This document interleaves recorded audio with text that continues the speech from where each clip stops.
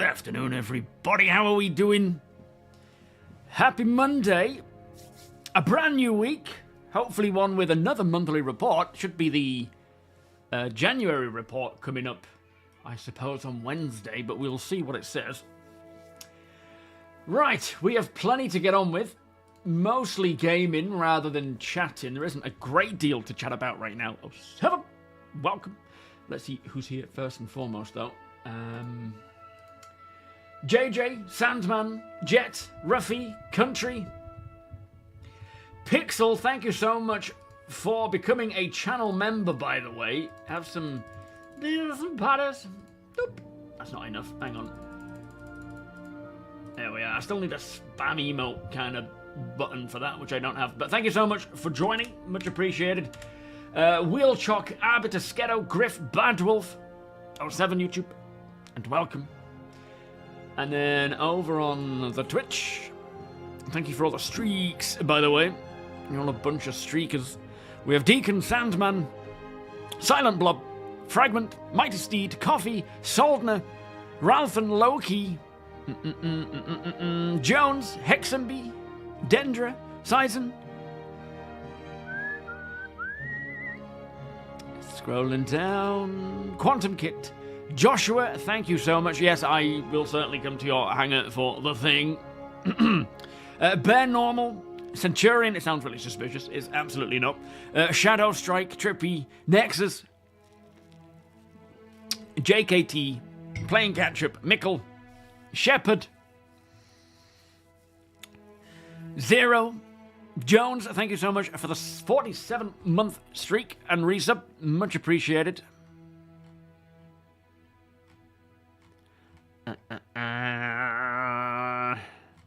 Still scrolling. Ehawk, Sweetheart, Derek, Spunky, No Skill, Sun Devil, City Gamer, Jay the Bartender, and I think that's everyone for now. 07, and welcome.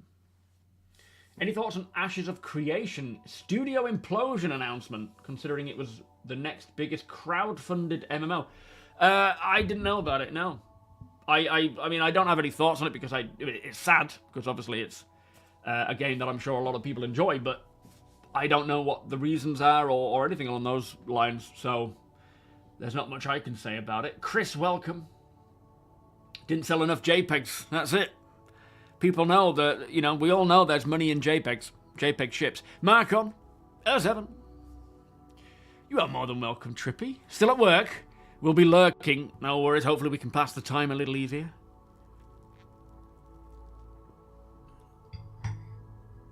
People would also say that about Star Citizen, even though they would be wrong about that. Well, that it's inevitable. Thing is, it's never good when, you know, games companies shut down and close and whatever, and we've seen that quite a bit over, was it last year or the year before? Thankfully, CIG seem to be going strong, so if there's anyone they can absorb into their own ranks, that would be great, because I'm sure Ashes of Creation have some very good devs there. But yeah, you know, things just carry on, don't they, unfortunately? You've already seen people saying Ashes of Creation failing. Can't believe Star Citizen hasn't. I've seen so many. Just the complete lack of knowledge of what Star Citizen is currently meant to be and so forth. Just the cluelessness in the comments. People so confident that they would comment something completely wrong. It really amazes me. Oh, jeez. But that, you know, that's just people in general. Meta, how you doing? L7. Difference being the history behind the developer of AOC compared to Star Citizen. Well, I take it the developer have made other things, have they? Rakona, how you doing? I mean, I've heard of Ashes of Creation only because, mostly because when we got our character creator, everyone was saying Ashes does it really well. They should take advice from them and so forth. But I've never seen anything on it. I've never played it. I have zero interest in it. So it's never been a subject of conversation for me, really. Chris, 07, welcome. Now, I'm not going to spend too long talking because we have, how many now? Is it 30? Let's just check. It doesn't show me on Discord without me accidentally joining chat. So let me just check. 30 people in game right now, in voice, ready for carrying on with where we left off on Friday, which is the org grind together. Sorry, the event grind, the Alliance Aid event grind, together as an org, where we had 2 Idris and a Perseus just heading out doing the cargo runs. You know, the Revenant, Idris protecting the Roland, which is the sort of more industrial Idris that we use. Thank you, Josh. But today, I think once we complete this first drop-off, we've got a bit of gear to pick up and load in from New Babbage, and then take that to Lorville, drop that off. That should clear out a lot of the reputation stuff. And then we're going to actually have both Idrises filled with fighters, and we're all going to head off to Nyx together, and we're going to take on the combat scenario, because APOC, Deacon, we were discussing it earlier, thinking that it makes sense that we focus on that one for today, because the other two, the collection and hauling missions, are a little easier to do by yourself, or without a big group. Whereas the combat stuff, maybe not so much. So we are going to focus on that one today. Finish off the transport or whatever one it was, the hauling one, and then switch over to the combat one. Mithras, thank you as always for the cheer. Much appreciated, sir. Seethin, welcome. Cody, welcome. What do you call a spaceship without a pilot? Is it a JPEG? What do you call an alien that lands in Australia? An Australian. I like that. That might be one that... I don't think someone would understand that, but I'll try it on it. Alt Guild, how you doing? That's it. Coffee cup filled. Feet up on the desk. That's what I like to hear. Volta, how you doing as well? Welcome. Deplorable, welcome.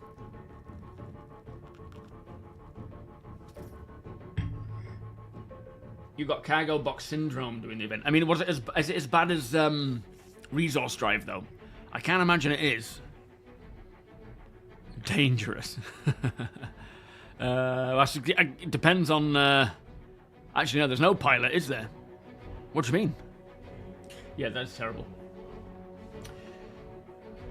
You want to try Beam? Do you have a referral? I do. I don't know if I have one on... just exclamation Beam.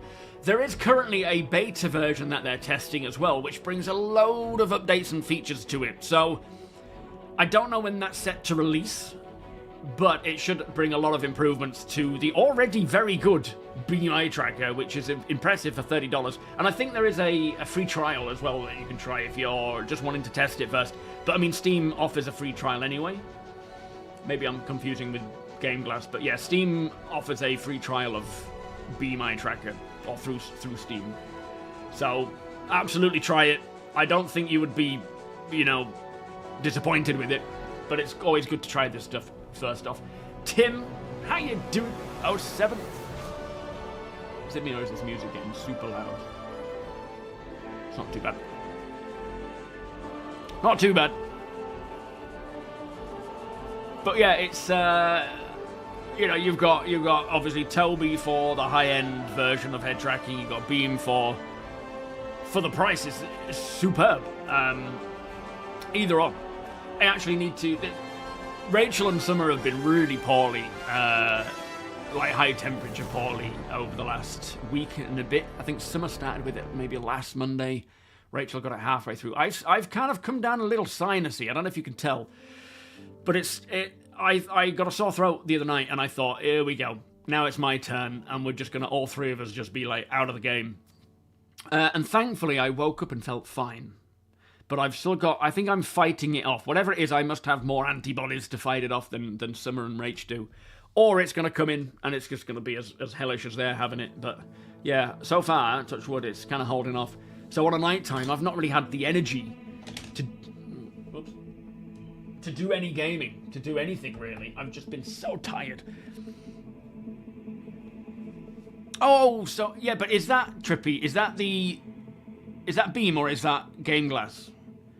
Is it GameGlass that offer the 14-day trial? Or is it Beam? Or do they both? I might be getting them mixed up. Yo, Interitus, yeah, I've got the Melina mold flu. Oh, I can't remember about Beam needing Steam as mandatory. I think recently, when I first did a video on it, you did. And then I think they became independent from it. And I believe you don't need to anymore. But do not take my word on that. Double check first. Because I cannot remember. Yo, Starjump Grim, how you doing? Are you well, my friend? Good to see you.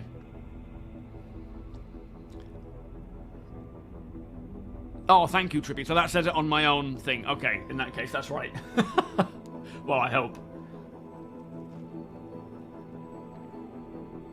Yeah, bless you, Arbiter. Thank you so much, my friend. Let me know how you get on. Absolutely, tell me. Yeah, I'm the same, Bad Wolf. I cannot play without TOBII. Unless I'm playing VR, of course. But, yeah, without either TOBII or VR, I just cannot play Star Citizen. And you'll probably find the same way. You'll feel the same way, Arbiter, when you start using Beam. Is what, you know, the point we're making. Obviously, one is somewhat superior than the other, but you will still have a phenomenal time with Beam, and you will find that you cannot play it without it anymore. As you said on the video that you posted last night, due to real-life issues, I haven't been able to play since last summer, so I have no idea how much has changed. Since last summer? What would that have been? 4 points? I can't remember what that was about. I hope things are settling out, Tim. I hope all is getting back to normal again, my friend. But yeah, quite a lot. What's changed since last summer? Let's fill Tim in. Not like fill him in. We're not down the pub. Derek, thank you so much for your 15-month resub. Beers and party, please. Was it 4-2? You played for a bit of VR over the weekend. I don't know what specifically changed improvements they made, but it felt like everything looked slightly better than the last patch. I have a video coming out, hopefully Wednesday, it should be Wednesday, covering all the changes. I've just got to get the B-roll for it, but there's like a bit more improved aim-down sights, where you can choose which eye you want to prefer, and it will make it more accurate rather than kind of going like that and then having to kind of move your head a little bit. Some improvements to crashing and so forth. I can't remember offhand, to be fair. Yeah, there's too much added to the list since that time, absolutely.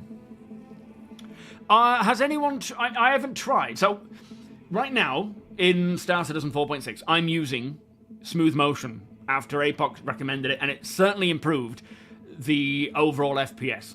I know a lot of people are saying it's doubled the FPS for them. It hasn't for me, but the only time I've tested it is while I was streaming. I haven't tried it while playing normally, outside of streaming, or during VR. So I really want to give that a go and see how it feels, because some people are saying it's doubled their frame rate using smooth motion.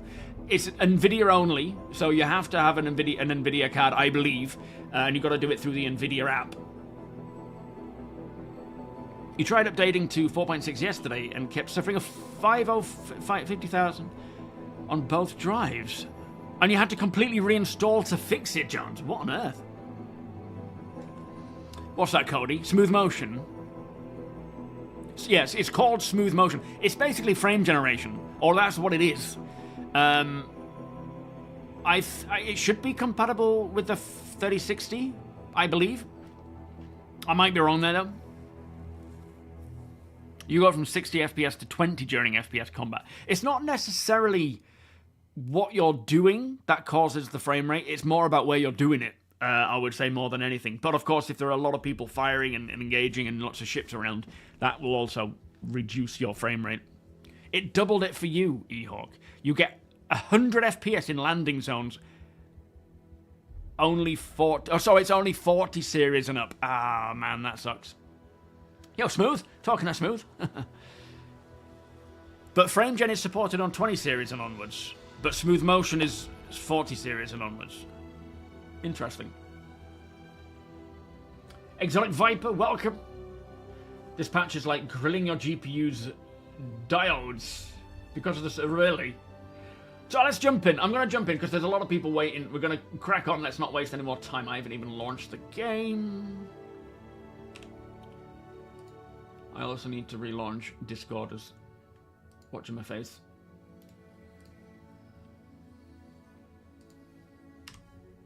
Administrator. It's a nice song, this.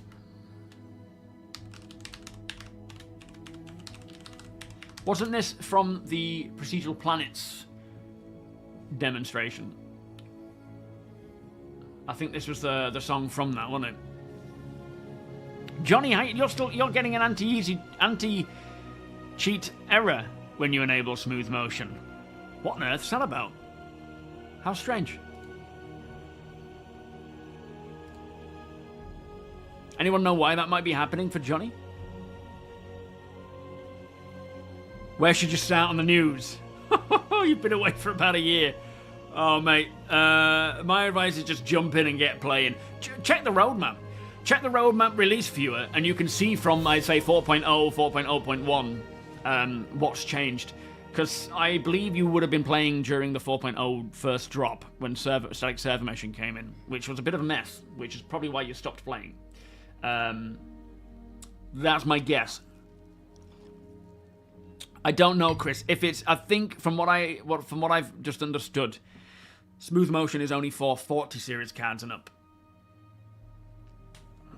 Yeah, if the last time you played smooth was 4.0, you need to get in and start trying again, because 4.0 was the last time we had a real F-up of a game issue.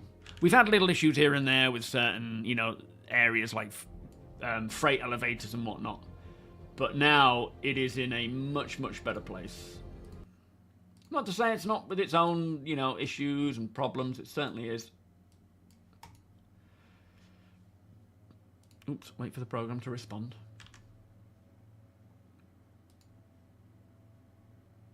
Hopefully you'll see the game in a second. Any minute now. Sirabane, thank you so much for the follow. Today, you can't, because we're doing an org-specific event. But by all means, join the org, and then the next time we have an event going on, which is probably going to be Wednesday, to be fair, you are more than welcome to join in. Come on, where's the game? Show me the game. There we go. But yeah, for this, right now, we're just doing org events. Oh yeah, all right, join leader. Join the leader!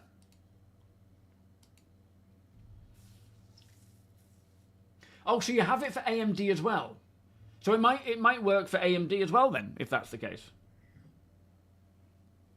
They haven't fixed your lost. Your persistent hanger is gone still, has it? When was the last time you had that back?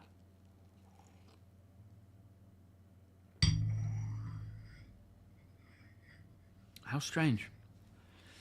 Owned, how you doing? Just started playing over the weekend, and I have to say, even with all the current issues, it's so fun and addictive. I know. I think a lot of people obviously go in, welcome by the way, exclamation cult please. A lot of people go into Star Citizen or think of Star Citizen as a bit of a scam or, a joke in a lot of areas. But the truth is, if you play it, you will see what is possible. And let me just hang on and wait for the shaders to optimize, because I'm just going to cause problems otherwise. And people, not to say you won't run into problems and bugs, as you say there are obviously issues. There are definitely issues with it because it's not finished. And a lot of the systems that we are dealing with that cause problems, like inventory, elevators, social stuff, they need full-on refactors to get working properly, which they're on with. It's not like, they're just ignoring it. It is a work in progress. But it's, in comparison to pretty much 99, in fact, to me, 100% of the games out there, nothing comes close. Oh, it came up for, the anti-cheat error came up for everyone who tried to use it in 4.5, right, but 4.6, yeah, it should be working. I'm surprised yours isn't working. That's weird. We'll just let the shaders optimize. What I can do is, I suppose, get my gear equipped. I've got to go to Josh's hangar first, though. Am I doing that now, Josh, to get that quantum drive from you? Is it best to get that? Oh, I can stick in. I'll stay with this. This is good.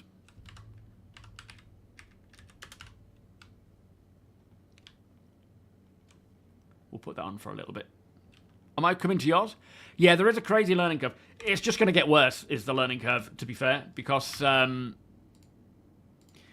the game is nowhere near finished. So there's still a lot more to come. But at the end of the day, as much as a lot of us who have been playing for years knows the workarounds and so forth, there are, you know, we are all still having to deal with things changing every 2 minutes, some of the time.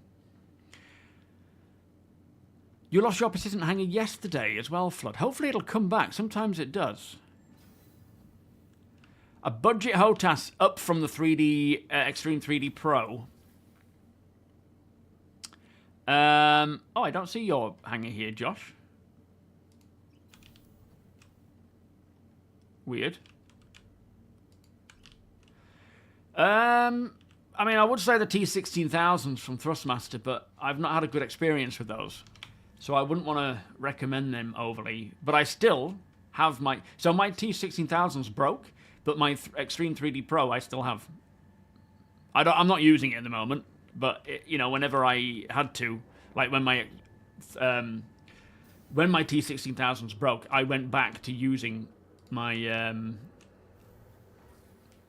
3D Pro. Both your sons play. Oh man, you play it as a family. That's so cool. My daughter's 3. Give it time. We'll get her into it. Come to Deacons. All right, Josh. On my way. Don't fear, Phil. How you doing? I think what trips most people up is that most of the company isn't working directly on starcitizen. Oh, I see. A lot of them are working on Squadron. True. Thing is, though, even if one is working on one and one is working on the other, they both benefit each other. Everything being done on Squadron is, well, like 90% of everything being done on Squadron is going to benefit the PU. So it really doesn't matter what they're working on. It all comes across. Like all these optimizations that we read about in the monthly report. Hello, Josh. What are you doing? Are we heading to the freight elevator? I'm not sure. Are you trying to hit me with that? All these optimizations that we saw for in the monthly report, mostly, or a lot of them, to optimize things like big ship battles, like capital fleet battles. Of course, that's going to benefit the PU as well. So it really doesn't matter if most of them are focused on the Squadron, because all of that's going to come over. Ah, there it is. Look. Thanks, sir. That must be my XL1. What are you doing? You're just trying to... Is that your pointer? You're using a 1SEU box as a pointer. Thank you. And once I get on board, I will send you that 100k for it. You lost your hanger 2 days into this update and you haven't got it back yet. I can't remember what build it was. Did you want me to send that back up? Yeah, I can't remember what build it was, but I know last year there was one build where I lost my hanger and then it just randomly reappeared again, which, oh man, just the sweat pouring off of me when it went. So you got the 2016, welcome Keelblock, you've got the 2016 T16000s and they're still working good. Excellent. I mean, they're a good stick, but yeah, mine have had trouble. That's it, new life plan. Have kids. Crew the ship. Carl, welcome. Flying Butchers, welcome. No offense to that other game, but I've never heard... You mean Ashes? Yeah, I mean, you know, sometimes we hear about... How you doing there, Apocalypse? Starbirdo, welcome, guys. Come on board. Are we waiting for Josh? Hang on, he's coming. Always one. Thank you, sir. I'll send that money to you after the briefing. Oh, hey up. Right, let me join in Discord.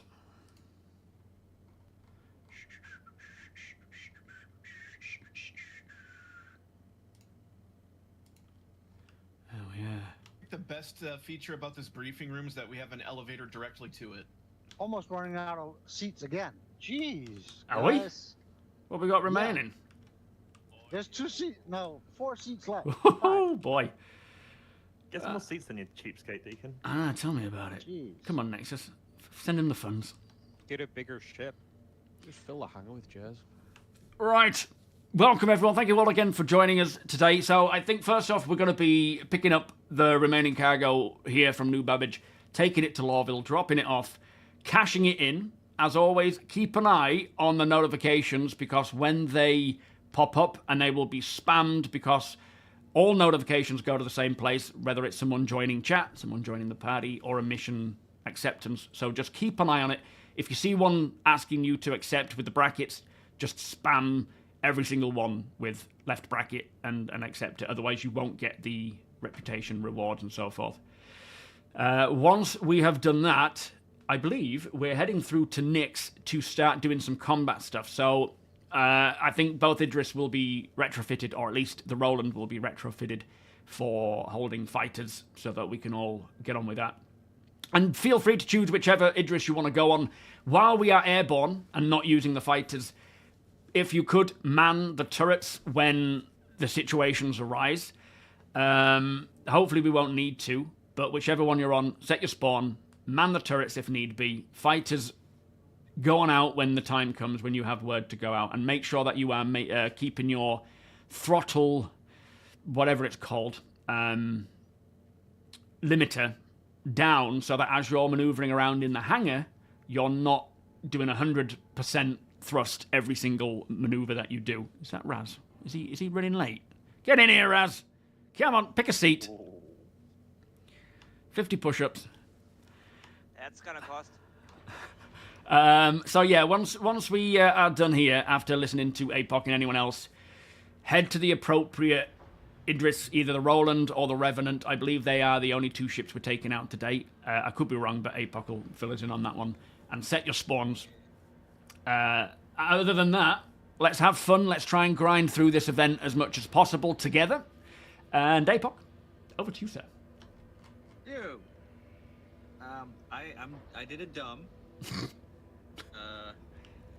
The Bexelite and ice doesn't turn in Lorville, it turns in here in Babbage. Oh. So, we're going to be unloading the Roland again and turning it in here. That does mean that we should have less notification spam, but Swearing we to won't me. have gone anywhere. Thank you, sir. So the sharing mission should help. Nice. There's a win there. Yeah, we're... Opus, welcome. First Valakon. stage is everyone's going to head to the Roland. We're going to unload the cargo, and then 3 to 8 SU at a time, depending on the mission. We're going to send it down the elevator. I'm going to be just up, down with that elevator. It's going to take a minute, but we're going to get it all done. We should have enough here that we can get everybody's collection Admiral. track done. Nice. And then once everyone has all of the collection rewards, we will combat up, head through to Nyx, and do combat things. I do have a hammerhead claiming here at the moment. It should be done by the time we're done with this. Ooh, nice. So it'll be the 2 Idris and a hammerhead and possibly a Perseus. If Nexus can get here in time. I'm Lazy. here and I'm not paying for the overtime for the Lorville Babbage thing. You're paying for everything. Yeah. It's sort of undertime because we'll have to do less. Yeah, I'm charging. So, We're salaried, right? We're still a getting paid million the a same. day for storage fees. Yeah, so we are You get paid. unloading the Roland, turning that in, going to Nyx, doing some combat. That's basically the way this is going to go. Sounds good. All right, let's go move some cargo and get points and rewards. Move, move, move. Righty. Mark Devlead chat, please. Thank you. Yeah, roger. Run hearts back off, just in case. Right, I'm going to head over to Yeah, DevLead Okay, chat. there's no elevator there for me. Oh, down he I'm goes. just not gonna. Remember to set spawn. You'll have to call it back up, Jet. If you're Yeah, doing we'll that. do. one. Ah, there we go. There we are.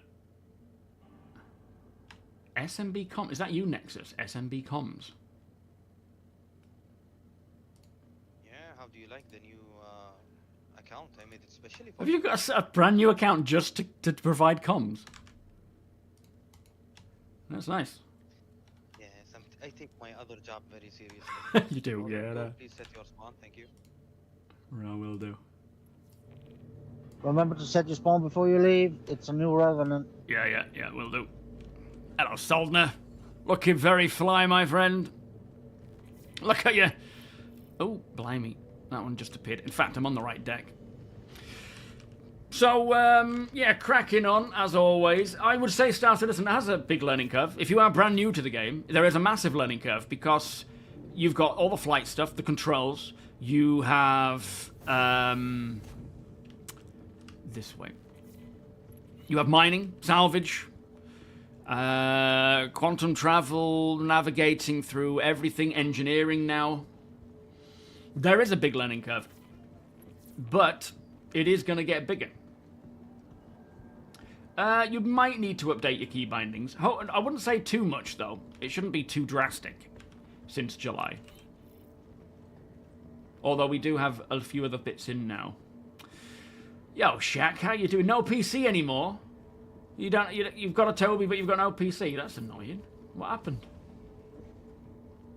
My vision's based on move. Why? Were you still in front of me or something? Yo, Dr. Chuckles, how you doing?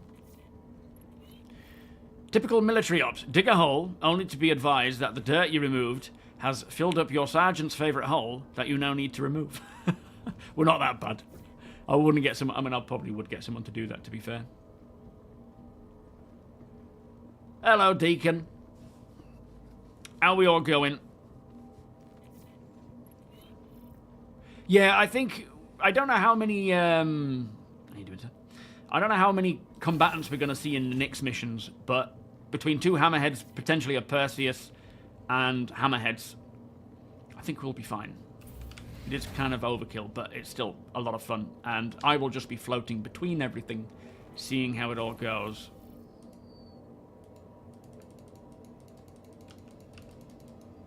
Interesting. That didn't want to work. There we go. So we do have an actual transference going here. Saying the same thing, but he had to claim his Idris. Alright, I'm going to go get my Wolf 22 and load it into the hangar. Or should I wait until we've taken off? Sebastian, how you doing? Shield, welcome. Yeah, not a bad weekend, thank you. Just a bit... Rachel and Summer are really poorly. I'm not too bad, but I've got little bits of it. So it's been a bit of a lazy weekend doing nothing, really. 1 inch, how you doing? Media, welcome. Yeah, that's true. It's not just learning the game, it's learning the bugs and the workarounds to the bugs. Hunter, welcome. You don't have a PC, so I'll have to wait a month or two till I can jump into the verse as well. Fair enough. It's definitely getting to the point now where, you know, it might be worth jumping in, even though it is still way off from 1.0. But, yeah, it's running all right at the moment. What have we got? 45? Not too bad. Jack, how you doing? Teasy, welcome. Is that sarcasm, Teasy, or do you actually have time to play? Yo, thank you for the follow there, mate. Much appreciated. You helped crew your brother's Hammerhead over the weekend, and it was pretty fun. It is a nice ship, is the Hammerhead. It really does a good job. Are you my personal bodyguard, Soldner?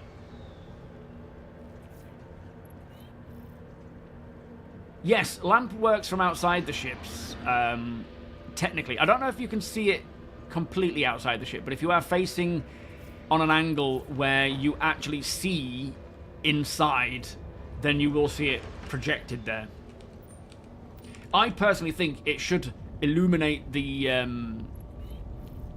windshield properly from outside, because when there is a time where you may want to stealth, using a stealth helmet would be a better option.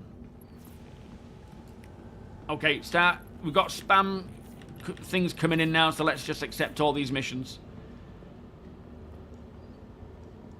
Should I grab my wolf now, Deacon? You stay there, Soldner. Stay there, mate. I'm going to my hangar to grab my wolf. You'll be stuck otherwise.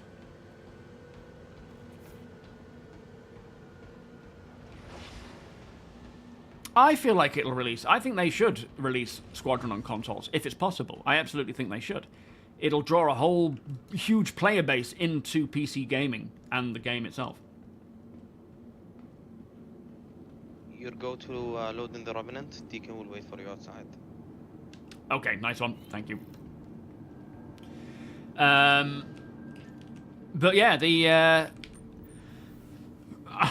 right now, reading the monthly report with all these optimizations, they're doing tons of stuff for all sorts of areas, especially, you know, big capital ship battles. So I have a feeling that they're optimizing mostly for Squadron, which will obviously play over into the PU. But I don't see why there isn't a potential for Squadron to be a... where's my hangar now? Ah, flipping heck. To be a possible console game.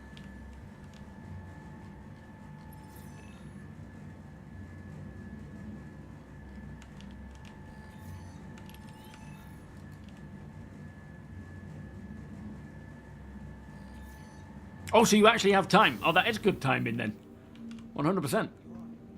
Hello, Raz. I need to find my flipping hangar. I don't know if I can get it now. Let me just see if it's here, otherwise I'll have to just get it sent to a temporary one. I've probably lost my hangar right now.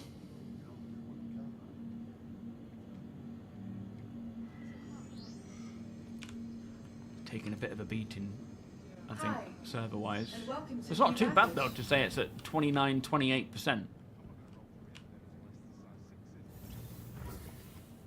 No, it's not even there. Ay. Let me just claim a ship. It might send me to the right place. Is that you, Nexus? Welcome to the ASOP Vehicle Retrieval System. Capital city of microtech, where creative innovation meets innovative creativity.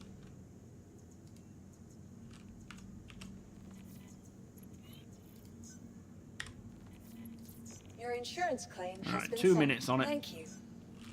While it's doing that, I'll get the paint on it, because I forgot to do that last time.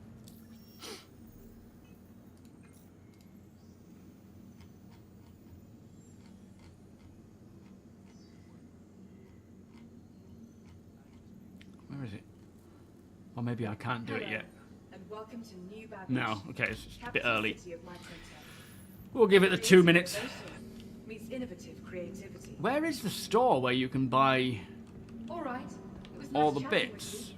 I hope you enjoyed the rest of your visit.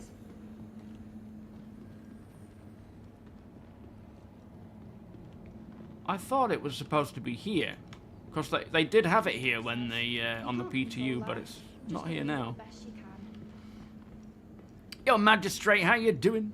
There would be a lot of work they would have to make for it to be compatible with console. I think that working on expanding the to console after release would be good. Yeah, no, I agree. Ideally, it would just be, you know, PC first, and then if they feel the need to, console. Whether or not they can do both at the same time, I don't know. But Welcome. yeah, I'm to sure the it's not as ASOP straightforward. Vehicle Retrieval System. Just a minute to go. Deacon will probably be taking off right now. I feel like this year it's detrimental that they sort out the party system with, you know, party markers, names, and so forth. VoIP, the friends list, these notifications, all that kind of stuff. Because the rate we're going, if we're getting 30 plus active players every time we do something, it is going to be a nightmare trying to keep up with it all.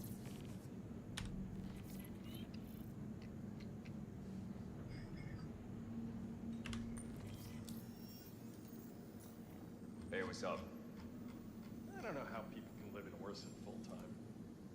I need solid ground under Talking of Orison and living there full time, after this patch, Good for you. I think we're going to move there as our main headquarters, just because Deacon's having a nightmare with hangars, and he says that actually spawning it in a docked to the station state is much easier than doing it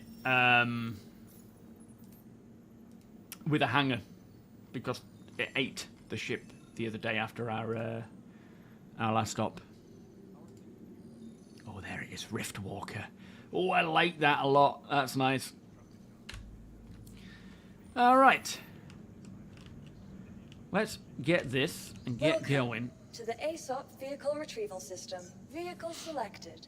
Stand by. Where's it Your sending me? vehicle Oh, it has sent been it to my delivered extra the large following hangar. That's good. location. Your That means vehicle it's has my been delivered to our storage. actual hangar, and I should be able to access it. I hope. Keep an eye on those notifications, guys, in the org. Make sure you are taking them up.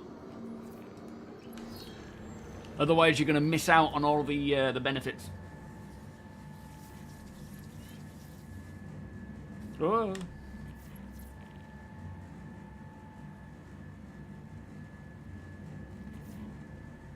You can see it from the outside, but as I say, you've got to kind of be at an angle where you are looking through the correct way. If you're looking sort of, I'll try and show you with this actually. We'll see. We'll test it with this one. Yeah, when we get proper VoIP, as you say, fully functional VoIP, it is gonna be so nice. It's just I like the downside now, as I keep saying, is that we have 30 people in Discord. I can't sit in the Discord channel and communicate with you lot while I'm, you know, playing, like with my community while I'm playing, because it's just so many voices. Through no fault of anyone else's, it's just the way it's out. It's just the way it is. So it's oh, flipping heck. Yeah, so as you can see, looking through it, oh no, it is, yeah, completely. I prefer that because this lamp system is not necessarily meant to be for like stealth ops, sneaking in and not getting seen. It's just meant to be a quality of life where you can see in the dark. When it comes to the stealth ops, having an actual helmet that projects the night vision, but not having it toggled on your ship would be a better option. And I think that's the right approach for that. If that's intentional or accidental, I don't know. Am I good to land on the Idris, on the Revenant?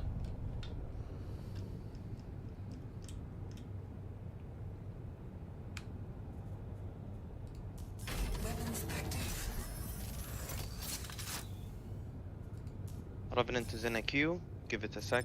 You can go out and wait for him. Okay. Oh, we've got the Purifier. You are all clear to leave. So the new welcome N-word, it's right alt and L. Right alt L. So obviously L is headlights, right alt and L will toggle that on and off. And only some ships have it, not all ships yet. I'm still optimizing the shaders. I should wait really, but it takes that long. I don't want to keep everyone waiting. Revenant department hangar. Copy that. I will keep an eye out for it. Just give me a shout when he's ready for me to load in. Everyone here hopes you enjoyed your visit. I didn't cut her off. Copy that. Beautiful day on Microtech. What are we talking? Well, it's sort of afternoon time, late afternoon. It's coming into the evening. Sun is on its way down. What does Soldner fly these days, I wonder? When was the last time you were in game, Soldner? Oh, a Hornet. Are you loading it into the Rev? Good afternoon, Damage. How you doing? Fall off. Yeah, I mean, fall off for lamp would make sense, wouldn't it? Do I think VoIP will get fixed? Apollnoir? Yes, absolutely, mate. 100%. Everything will get fixed. It's just a matter of when. They've already mentioned that the social tools, of the social refactor, which is all the social side of things, orgs and party and stuff, when that gets fixed, when that gets refactored, that will also include the VoIP system. Don't ever think that anything that's broken right now will just be left and broken. It'll get fixed. Matt, how you doing? Yes, what we need from VoIP is... You're good. You're green to land in the Revenant. Thank you. Good copy. Making my approach. Thank you, sir. Is proper hierarchy kind of channels where, you know, you can have squad leads communicating with other leads, and it all, you know, going down from sort of upper echelons down. That's we need it just like you have in I suppose Squad, but I have never played that, so all I can say is armor.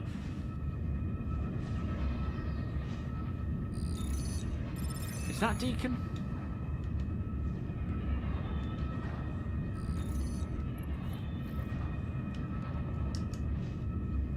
Or is that Deacon?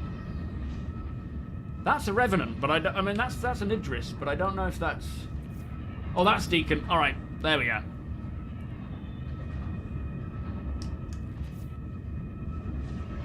Let's get on board. Yo, Mac. No, if you're part of the org, aren't you, sir? If you want to just jump on Discord, jump into Discord chat, and ask for what do you call it? An invite. You should be able to get on in time before we leave New Babbage.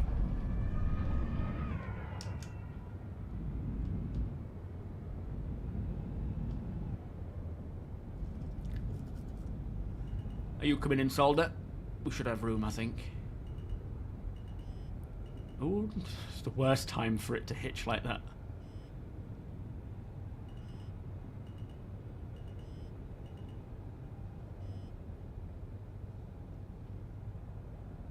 There's Sousa on the doors. Thank you, Sousa. What I might do is pull it up behind this. No, I'll put it behind this ship because there's more room. And I need all the room I can get. Right, remember when you're loading a ship in here, you need to be moving your thruster input amount down, all the way down, so that your movements are minimal. Otherwise, you're going to cause problems. Nicely done, Soldner. Nicely done. Might want to pull it up just a little bit.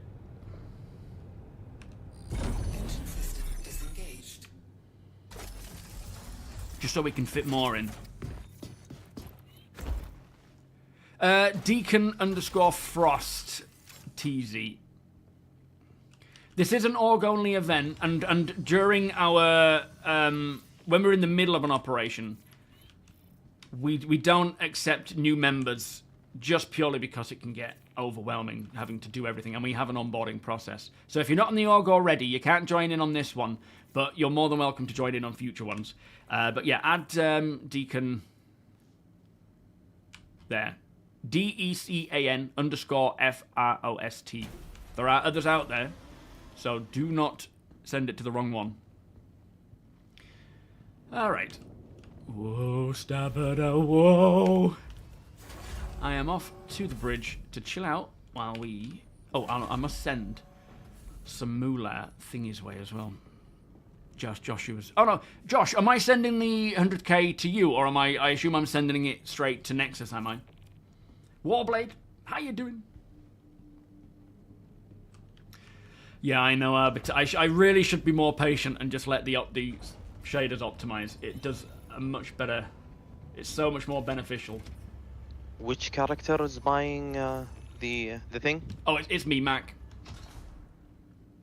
Philip, welcome. Mackie, welcome. Mac is part of the org. We give it for free. Oh, no, I'll pay for it. There's no need for freebies. Or is it free to all org members? Yeah, all members. We're giving stuff for free. Oh, okay. In that case, I'll keep it. Fuck. I was heaven. If you want to pay me, I won't say no. Yeah, I'd rather pay my way to keep the org funded. So I'll send 100k your way. It's not going to break the bank or anything, is it? Because when you get over 2 billion, it can do. No, fine. Okay, good. Yo, Bad Wolf. Yeah, the reason why it's always been temperamental is because it only supports up to 50 people. They need to allow it to support up to the more, 700 that we can get on a server now. Also, though, with dynamic meshing coming along, they need to make sure that it also supports up to, I suppose, 1,000 and beyond. So it might be... I don't know if there's something they're going to do before dynamic meshing, because I suspect when they start rolling that out, they will do the tests that they did like last time, where we have, player count tests, and see what they can balance.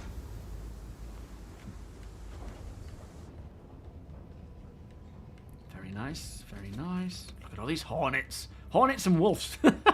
That's all we're going for today. Those are the NDBs on. Everywhere. Apart from there. Right, we look to be full. Remember, be very careful. Pulling these out of here. Cool Dog, welcome. Azrael, welcome. L7. Finally had time to build out my Hornet last night and found that they removed the Tier 3 Tiger Strike Gatlings. Do you know why? I don't, I'm afraid. I don't keep up with that sort of stuff. So, it's not a big ask, Magistrate. It's not a big ask to get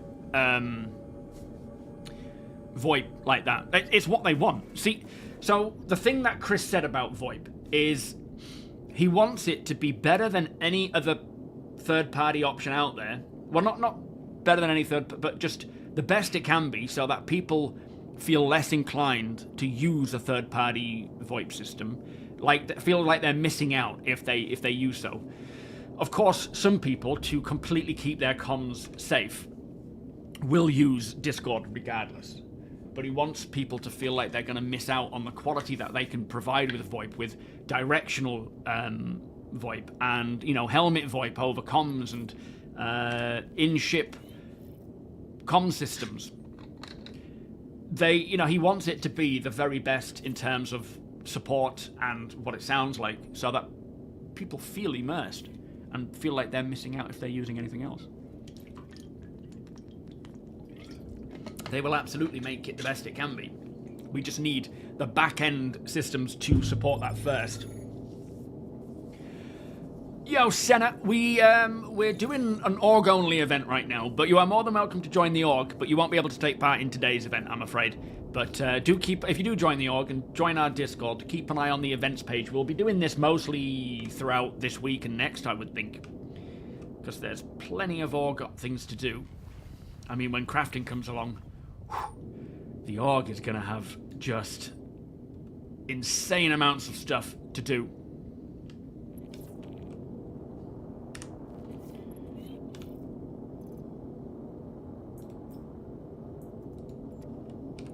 Constantly as well.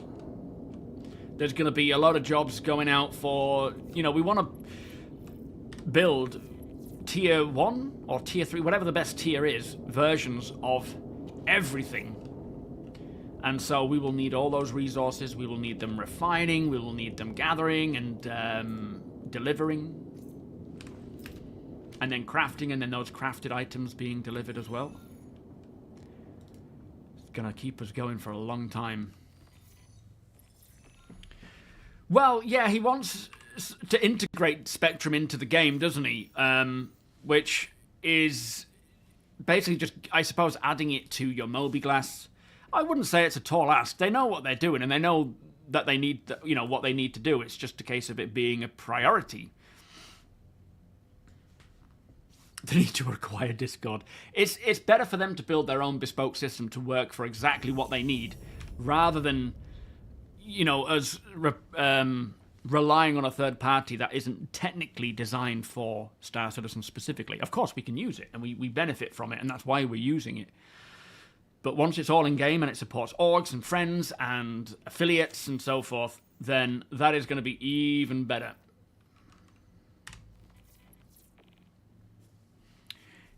Equilibrator. Please stay in first person so you can accept missions. Thank you. Yeah, good point. Thank you so much for the Prime sub, my friend. That is very kind of you. Oop. Yeah, that's the downside of third person. I want to show off the game, but I'll miss out on all these missions.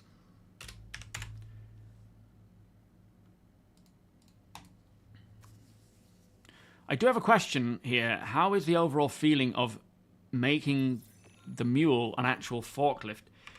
I really don't know. The mule needs to be functional, and I think doing a forklift will just make it overly complex in terms of trying to align it. I think make it more magnetized, where you can just quickly attach it, like it, kind of like a tractor beam, maybe, that is short range, that sucks it in and holds it in place, and then can drop it and you can back it up.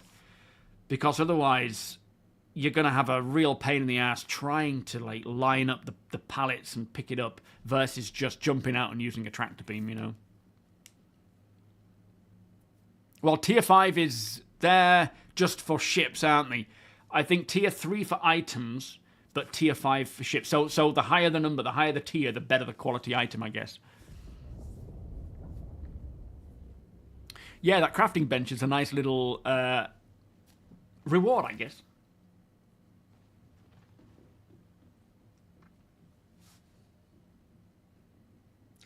Yeah, we've just spoken about that, actually, Arbiter. Shame that when companies go under, isn't it? Philip, 07.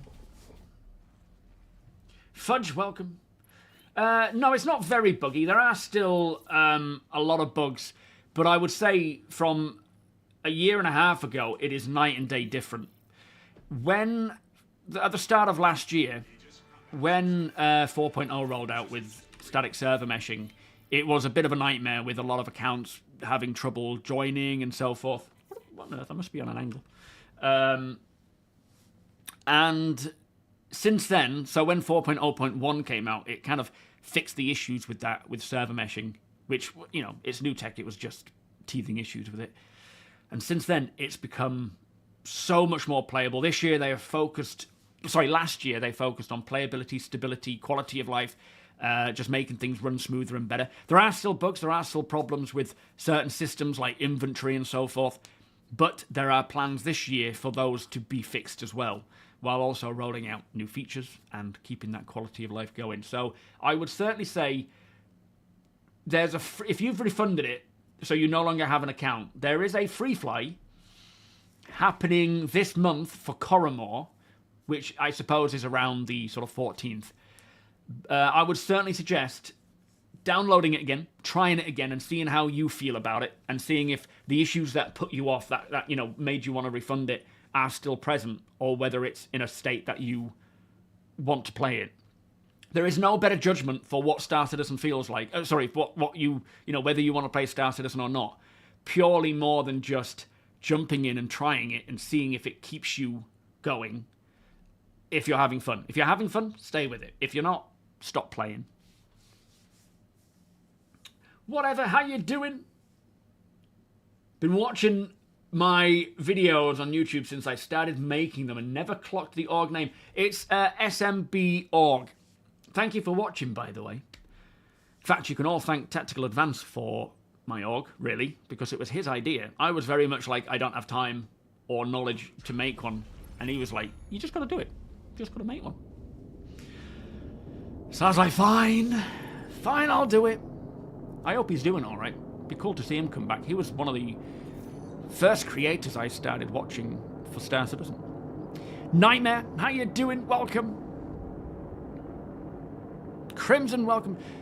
You need to do this event so you can get the fabricator, then I can melt the clipper. No, don't melt your clipper. Are you mad? How you doing, Valicor? You all right, mate? Jada, 07. Yeah, I think, Fudge, it is just a case of try it and see if it's there, you know, for you to enjoy. But anyone joining today or coming back, nothing we do right now is permanent.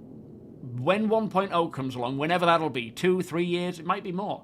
That is essentially the release version of Star Citizen, when they consider it a releasable product. It's not a finished product, because they will still be building the game, but ultimately the core tech and so forth is there. That's when things will persist forever, and they won't be wiped. They won't, you know, from patch to patch or from when they do wipes. That is the last wipe we will have, is 1.0, and then everything you do in game will persist, anything you earn in game or unlock. Whereas now, we're just playing a work in progress. So anything we do will get wiped. We're just playing for the fun of it. We're playing because we enjoy it. Trash, how you doing? Wheeler, welcome. 07. Yeah, 1.0 soon. To me, it just comes when it comes. You know, it's my gen, that's what I say to them. I come. Anyway, Asus, welcome. You can't wait for the inventory rework. Would make FPS and looting gameplay so much better. It'll make everything so much better. Especially considering crafting will be around at the time. And it's like, if we're dealing, well, I doubt we will be, but if we're dealing with the inventory we have now when crafting is here, it's going to be a nightmare.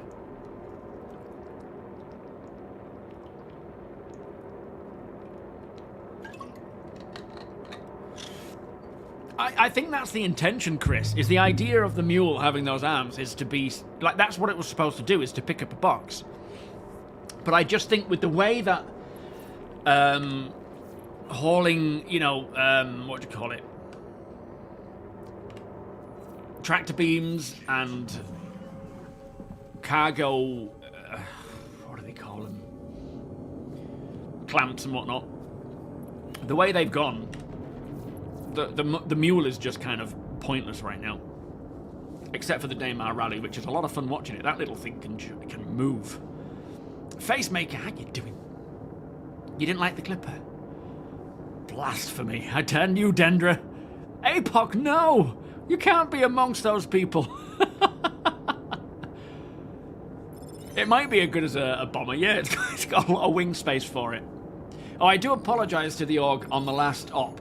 Watching back over, I've put timestamps in the last stream on Friday because that was one of my favourite streams where things just randomly, you know, we had a fire. I mean, none of it was random. It all happened for various reasons, but we had a fire on board. We had ship combat. We tried to, you know, people tried to bomb us twice. We had some really cool lugging of boxes around. And there was that moment that I was walking. My favourite moment of the whole of that stream was walking down the stairs of the Idris to get to the hangar, looking through the windows into the hangar bay on the floor above, and just seeing people. You know, there was one guy in, I don't know who it was, but there was one guy in an Atlas stomping towards the blown up Sabre in the hangar bay because the other two who were using tractor beams to clear the deck of the blown up ship couldn't move it. So we had to get the Atlas involved to throw it out of the ship. And it was just looking down, seeing people do that, seeing people walking around, going to places to do stuff. Just such a moment. But I wanted to apologise to my org because when I was flying that Wolf and that, not Mantis, whatever it was called, was coming in, and I scanned it and saw it had a bomb, I didn't just engage it immediately. I waited for confirmation. As if, you know, like I'm, at the end of the day, I'm the figurehead of the org, and I was waiting for confirmation about whether we should shoot it or not. And this ship was the Meteor. Thank you, Soldner. This Meteor, I scanned it before it was even close to the org, saw it had a bomb on it, and it was flying towards the org, and I didn't just engage. I waited, and it managed to drop a bomb. Thankfully, nothing happened. They missed. But what a foolish move that was. I should have engaged it immediately to either put it down, if possible, or to scare it off, rather than putting anyone in the org at risk. So I do apologise. I have learned from that, and I, you know, as I say, our rules of engagement, I'm always really conscious of our rules of engagement because I want to make sure that we're not just firing willy-nilly at people. But when there is an obvious threat, being a ship with a bomb approaching our own fleet, they don't get second chances because we just can't take the risk. So, yeah, live and learn. Oh, absolutely, Nexus. And I know, you know, it's the same with, if it was anyone else, we would all say the same thing. Don't worry, it's fine. We're all learning. I just wanted to make sure that you knew that I was aware that it was a stupid thing that I did and I should have engaged immediately. Was working on the event over the weekend in your Hull C. The offload at Levski was hit or miss. Was offloading by hand and they stored my ship halfway through. Yeah, I'm not surprised that tested your patience. Oh, no. Yeah, thankfully, he was absolutely crap and missed. And then he returned. We actually did a lot of damage to him before he quantum travelled away. But he returned in an A2 to try and drop a bigger bomb. And yeah, didn't succeed. Sean, how you doing? A long-time elite player. His name is added to the kill list. Very nice, as it should be. And at the end of the day, it wasn't anything personal to the org. I think he's just camping that location in a Meteor with a bomb to just drop bombs on people, which is a real douchebag thing to do, but if he wants to do it, sure. I should have put him down immediately, and I feel like an idiot for not doing it. So you're a long-term elite player and just started playing Star Citizen last Friday, sorry, and I am loving everything about it. Even the bugs, they are funny most of the time. Happy to hear that, Sean. Welcome to the cult, my friend. But no, we've had some classic bugs over the years. In fact, they were that funny. CIG even did their own little snippets during their weekly shows, highlighting some of them. But yeah, a lot of the times they're quite funny, quite silly, with easy workarounds. Sometimes they're an absolute pain in the ass. And there's that moment of rage quit that flashes across your eyes, and you think, I'm off to bed. But I'm glad you're having fun. At the end of the day, and this is the way that I have seen it since I began playing, since we first had anything to play.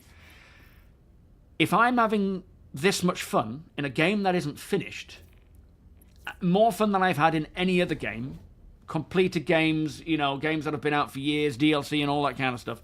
If I'm having more fun in an alpha, you're right, Deacon, you're looking a bit pissed off. You needing a drink?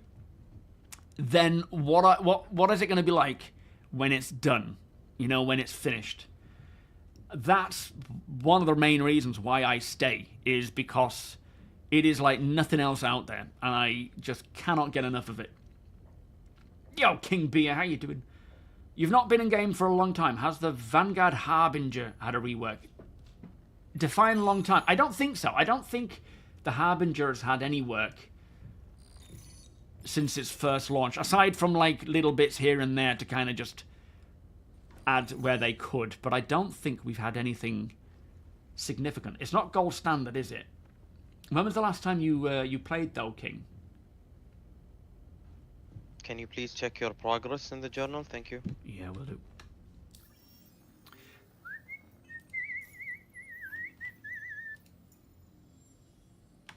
All right, collection 100%. Transport 30. Defense none. Well, a little bit. Is that what we're looking for? 100%. I think everyone should have this now in the org who have been taking part, that you should all be at 100% if you've been accepting these hand-in things. You started playing on the 30th, Norris. Good to see you, my friend. How you doing? Dark Tidings, welcome. Where are you, sir? Have you just woken up? Oh, yeah, Arkista. Most fighter ships, you can swap out your missile racks with bomb racks. So the Gladius, Hornets, they can all carry bombs now. You've got to... This is why. And this is... If you noticed during that stream on Friday, I took a big circle around the fleet. I wasn't within 5 kilometers, 10 kilometers. I was like 15, 20 kilometers out.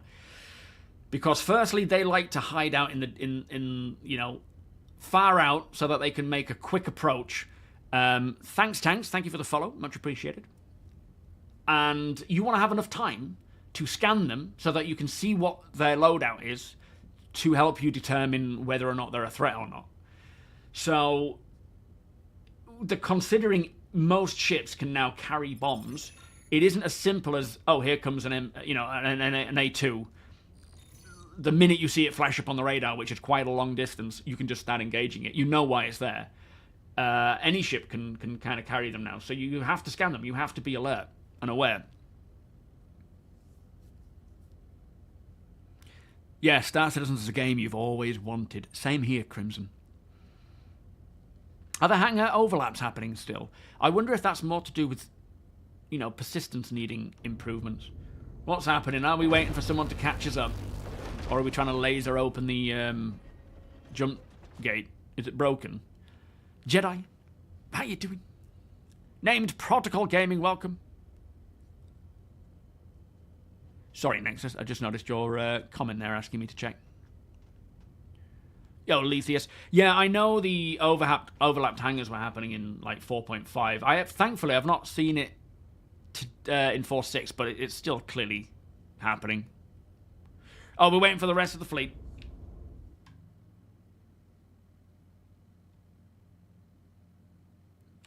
So we're waiting for the Roland.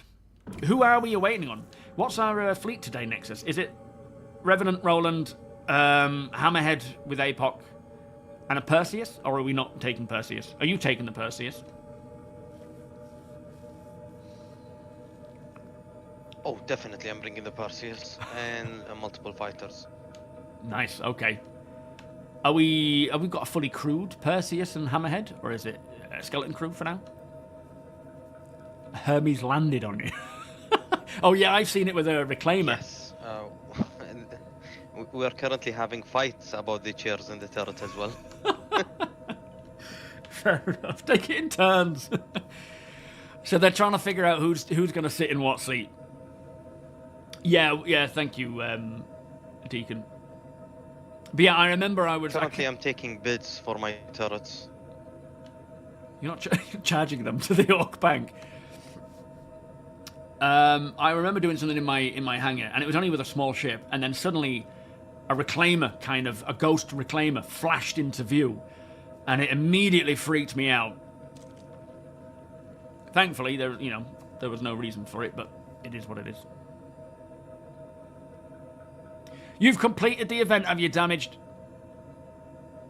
Hull-sea hauling was successful until it wasn't. After several hauls, I'd get the box, but it wouldn't unload. Is that external or internal hangars? I suppose external if you're using... Oh, is it the automated process? Is that still buggy then? Obviously, starcitizen has a lot of bugs, but that's expected at its development stage. The issue is the agility at which those bugs are fixed. Well, yeah, I guess so. But I think a lot of the problems are certain bugs can only... They could spend time trying to fix it temporarily now with, a bigger change coming, like a refractor coming anyway, which, like with VoIP, I bet there's something they could do to get VoIP supporting 700 people, or even just 200 people would be better than what we have now. But at the expense of cutting into the time of building out the social refactor to get it working on all fronts at scale. It's, as you know, it's that kind of like balance. What do we do? And obviously the player, we are the ones that have to deal with it and suffer through it while we wait. But thankfully this last year shows that they can be quick at targeting serious issues. Of course, again, this sort of priority determines, or the seriousness determines the priority. But yeah, I'm hoping throughout this year, with these refractors set to come in, and I suppose the final Cortec of dynamic meshing, I'm hoping by the end of this year, we can get to a point where those issues, those really serious issues, are done with. 45 people in the party? Deacon, that's a new record. Sheesh. No wonder we were able to fill. Mobilizing to next gateway. Copy that. Is this the Perseus? Do we have any word on Apox, Hammerhead, and the Roland? Yo, Jebs, how you doing? All 3 ships are en route. Lovely job. Thank you, sir. All right, they're all coming. They're all en route to us. So we have an Idris, a Hammerhead, and a Perseus. I assume they've finished fighting over who's sitting where in the Perseus. Roughneck, how you doing? Well, I mean, I have a extra large and I see it there. I think it's probably worse in the small and medium, or more common in the small and medium, because more people have those hangar sizes. I think you need not worry too much. In a sense, says, good things you don't go full murder hobo at a drop of a hat. No, absolutely. And that's, we are in a position with us having 45 people, 2 Idris and whatever, Hammerhead and Perseus, we don't need to shoot first. The only reason why I have a rule in terms of, rules of engagement with a bomb is that the bomb can kill us. It can kill many people instantly.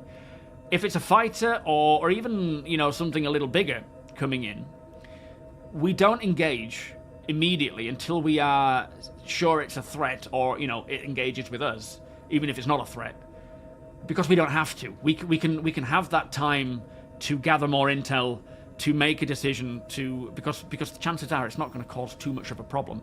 But yeah, when a ship is coming in and it has a bomb, that can cause a lot of problems. Not to mention, it's not even just about them blowing up, you know, many people. It's about the time and effort that people like Deacon and Josh that put into their ships. Hours of setting up the ships for these ops. That when it comes along and blows it up, that's a lot of time wasted.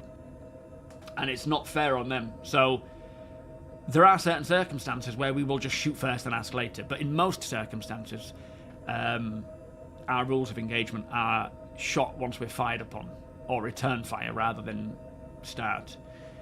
But as I say, it is always a case by case, and this is why having, you know, the ability to scan a ship, gather that information about what they have on board, their maneuvers, the ships they're using, what approach they're taking, all of that goes into making a decision as to whether we are going to engage first or not.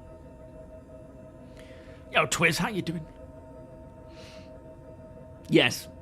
Yeah, if 50 people is what it's generally supported at. So, with 45 in the party, we're screwed. This is 50 people across all servers. This weekend you was in a party with over 170 people. I spent so much time seeing player name connected. Yeah, that's where it gets, you know, when you've got like mission pop-ups as well. So anyone using Be My Tracker here? I mean, I've used it and it is such a great, for the price especially, you can't go wrong. It is, you know, try it for free even. It is a no-brainer. It really adds to the immersion and situational awareness. Mr. Breachy, how you doing? How often does friendly fire happen with that many people? Surprisingly, not much at all. The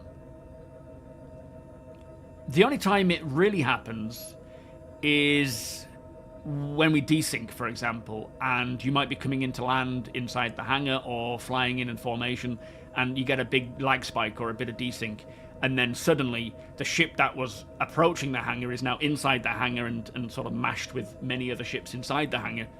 But yeah, we for the last few ops we've had, there's been no friendly fire, maybe aside from a rogue laser shot landing on a target as you're, you know, crossing paths, which doesn't do anything, and no deaths outside of, I suppose, the desync. I think CIG is really pushing this year on Star Citizen to be ready for the influx of players. Yes, 100% from Squadron. They will probably see that when marketing starts and the Squadron releases. Yeah, I 100% think that last year is when that started, in all honesty, because they want to get the PU into a state that is not an embarrassment when Squadron releases, and all these people playing Squadron are like, whoa, this is insane. Come over to the PU and are like, what's happened? Pre 4.0 days, it would have been a big problem. Now, I think we're seeing a lot of people come in and stay in and actually have a great time. And so when Squadron does release, what we have now is in a good state, but there's still a lot they need to do for when Squadron is done and people are flooding in. If they're experienced enough, one good thing to do, at least outside of UEE space, is missile lock, as they will definitely hear and recognize what that sound is. It will show you as hostile through for a limited window. Though, yes, yeah, it does kind of... I don't know how long it lasts, but it does kind of mark you as you can be shot at if you've missile locked. That's true. But we know not to shoot our own, of course. It looks like it does. Was wanting to include that with adding flight sticks to really bring the immersion. It's a good idea, Owned. Absolutely. There's a whole array of flight sticks. I mean, start with the 3D, Logitech 3D. It's a great... I think you are doing, aren't you? It's a great stick for getting used to the, you know, handling of ship flight. But yeah, with people using head tracking, once you've used it, it doesn't matter if it's TOBII or Beam, once you've used it, you can't go back. And any other game you play from there on, you'll turn your head and nothing will happen and you'll be like, what's happening? What's going on?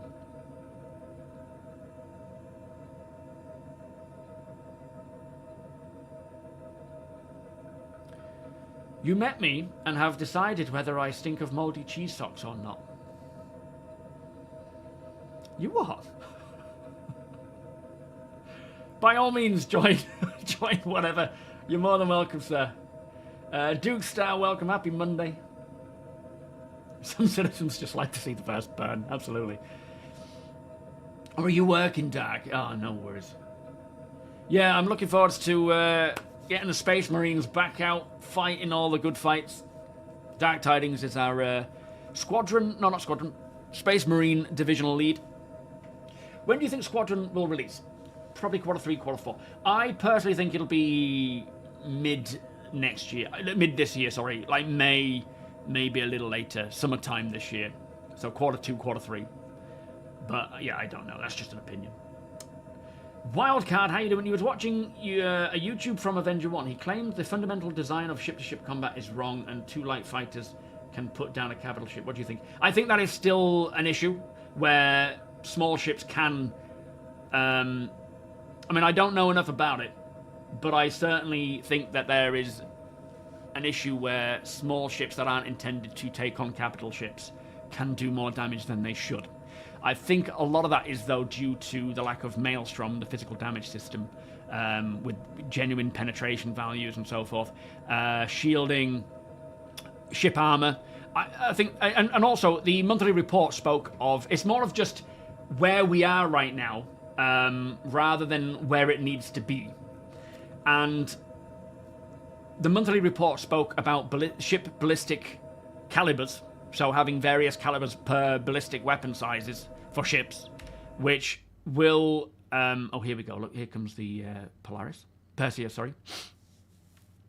Where technically a size 1, 2, maybe 3 ship weapon should not be able to do anything, really, to a capital ship, versus maybe hitting turrets or taking out PDCs. They shouldn't really be able to do any damage beyond that.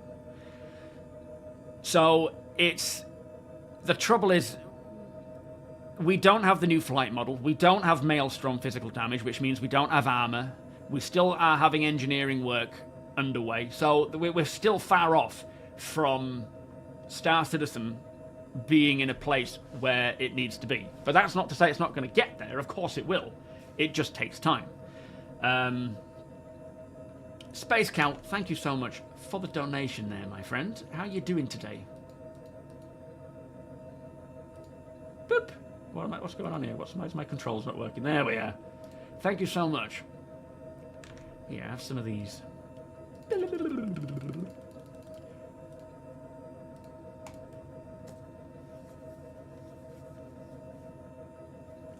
Yeah, that's the other thing. The game, you know, the game is not a straight-up PvP game. It isn't just a combat game. It's an everything game. And when it comes to ship combat, that doesn't just mean 1v1 light fighter. It means everything from from a snub fighter to a capital ship, and not just combat ships, but industrial ships and other types of ships and vehicles. They all need to have a place and fit within that spectrum. And right now they don't.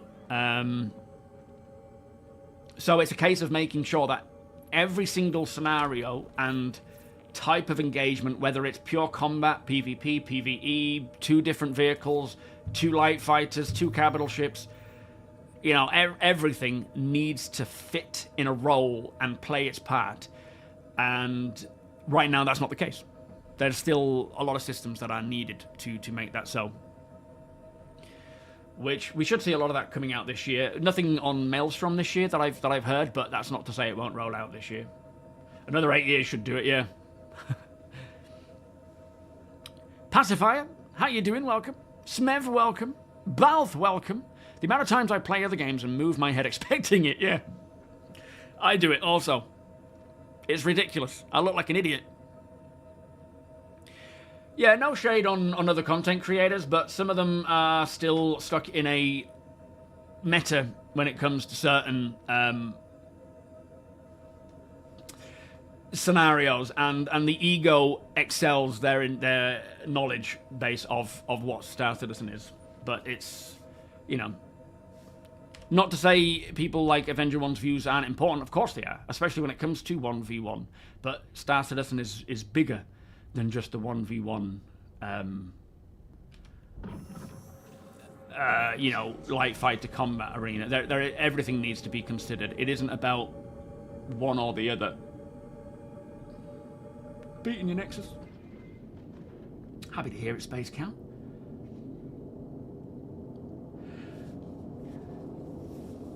Yeah, ship mass is also stuff that will need to have a bit more. I mean, like if some ships do have weight to them. Like if you're flying a Hull C, for example, and you're flying it fully loaded, you will really feel that. Raging Maniac, how you doing?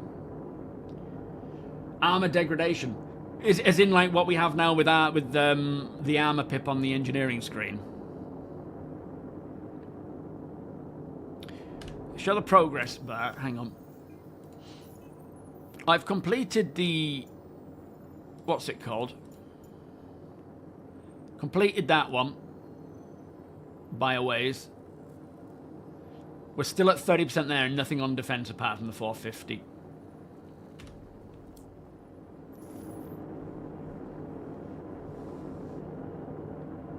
Yeah, I'm hoping it'll launch around May time for Invictus. That would kind of make sense, but...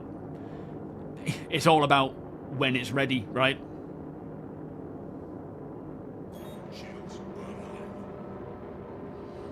Well, I mean, at the end of the day, as CIG have stated, their intention is to remove meta, right? And that's what we should be seeing with Maelstrom. Meta will exist, but in a very small format, where if you're, you know, there will be a meta for an Arrow versus a Gladius, based on whatever loadout. Say if you're taking on a Gladius and you're in... Oh, he's changed his mind. Say if you're in an Arrow and you're taking on a Gladius that has XYZ loadout, setup, engineering pips, there will be a meta to take that on. Absolutely. But the chances of your ship being that ideal meta, and then when you take that ship on, going to the next ship and it being the ideal meta for that other ship and this other... It's just not going to happen.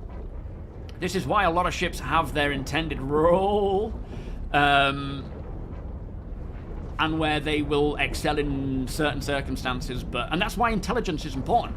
If you're taking on another org and another player who maybe prefers, like if you learn about a player or an NPC's ship, the intelligence of knowing. Of gathering intelligence on that ship and its loadout and how they fly, you can come up with a meta to take that on. But once that's taken out, any other ship you go after, that meta shifts, and so that it no longer becomes relevant. And that, I think, is a really important part that people sort of misinterpret, is that, yes, meta will exist, but it isn't going to be like it is now, where just use this ship. It seems to be the one with this loadout that does the best. Space Cow, thank you so much, my friend. Much appreciated.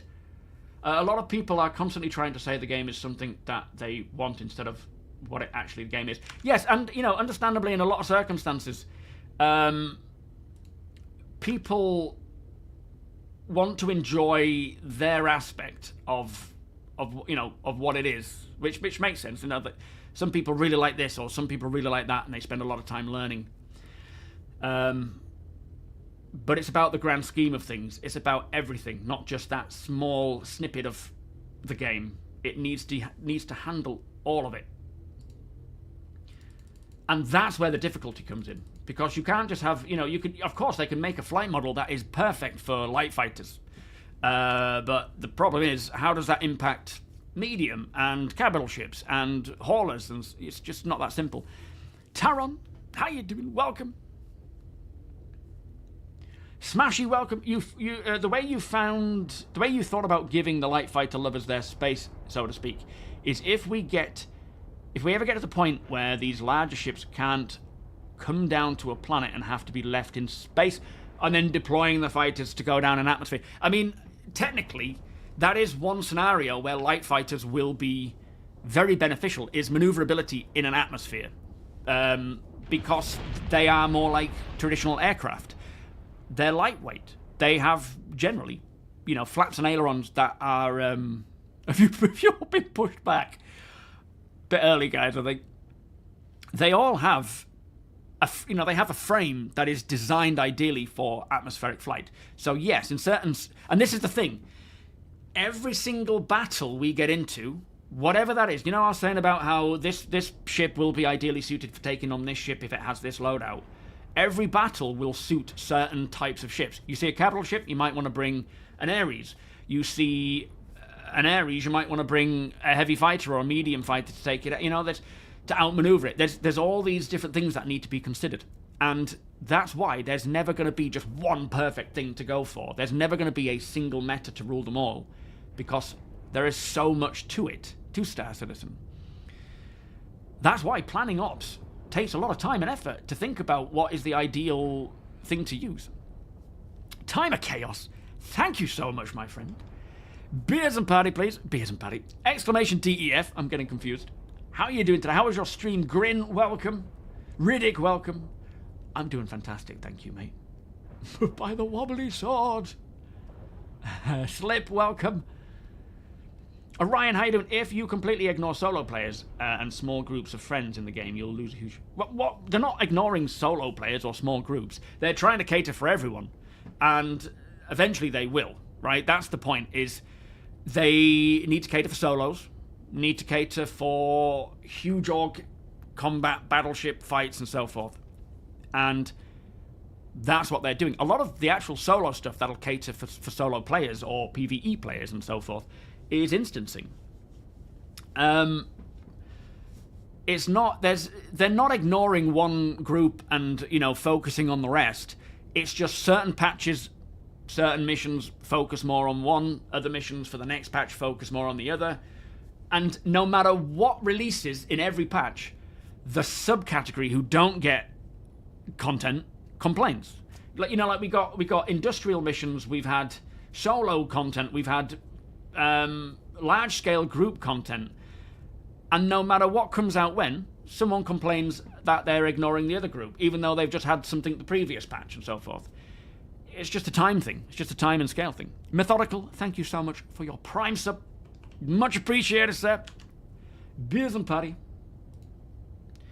CIG are not ignoring anyone in Star Citizen. It is just they have to try and cater for everyone, and that takes a lot of time and work, and not every patch is going to benefit everyone. Solex, how you doing?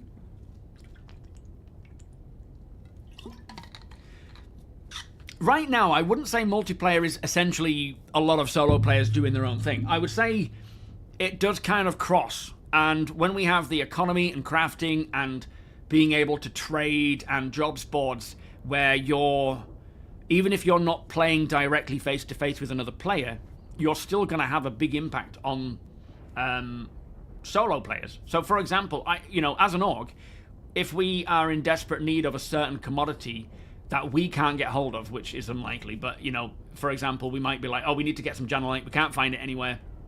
Put it out on the jobs board for anyone and everyone to search for. A solo player who knows where that might be will be like, I'll accept that. I'll go and get that, deliver it to the location that they wanted it delivered to, be that our own hangar base or a space station, cargo deck, and then we would just go up and get it. They don't even need to contact us or speak to us or see us face to face.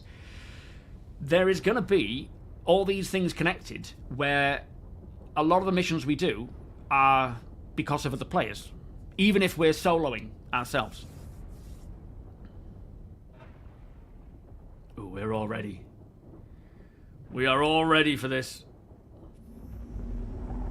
I think we're going.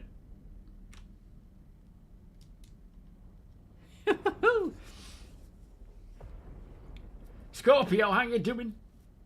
Jumping on the Revenant's call. Alright, let's go. Let's push it. Let's get through to Nyx.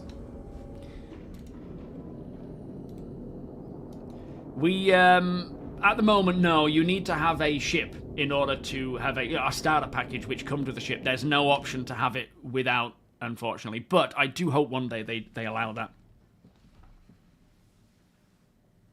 Exotic Viper, welcome.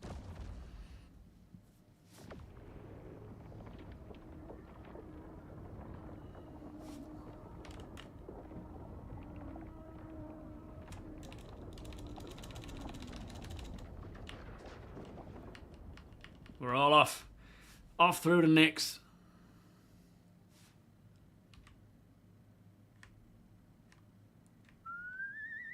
In we go.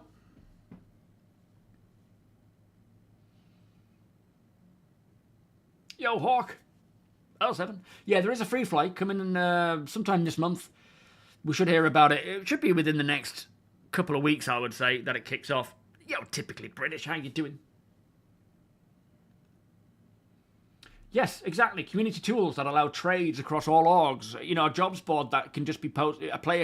Any player could post a job and have it, you know, accepted by anyone else, whether that's a group or a solo player. The solo player talk gets muddy because most conversations turn into, my single ship should be able to kill anyone. Yes, it does. And that's just not the case. You know, each ship will be suited to a certain specific role. That will not necessarily translate across. Thankfully, with loadout changes, we can accommodate to other roles. You know, like you could have a fighter and actually go and do a bombing mission if you swap out your racks. But there are limitations there for a reason, and that's to encourage ship progression and saving up for other things. To be honest, I don't know who are the whiniest players. I don't really care. There are whinies for all aspects of Star Citizen. And, you know, I constantly see in my comments people saying, CIG should do this. CIG should think of this. It's like they've thought about it. They know. They're working on it, or they're going to. It's like that you just got to let them crack on. Enjoy what we get. Wait for it to happen. Provide feedback, by all means. Absolutely. But just mindless complaining is just, like, tiresome.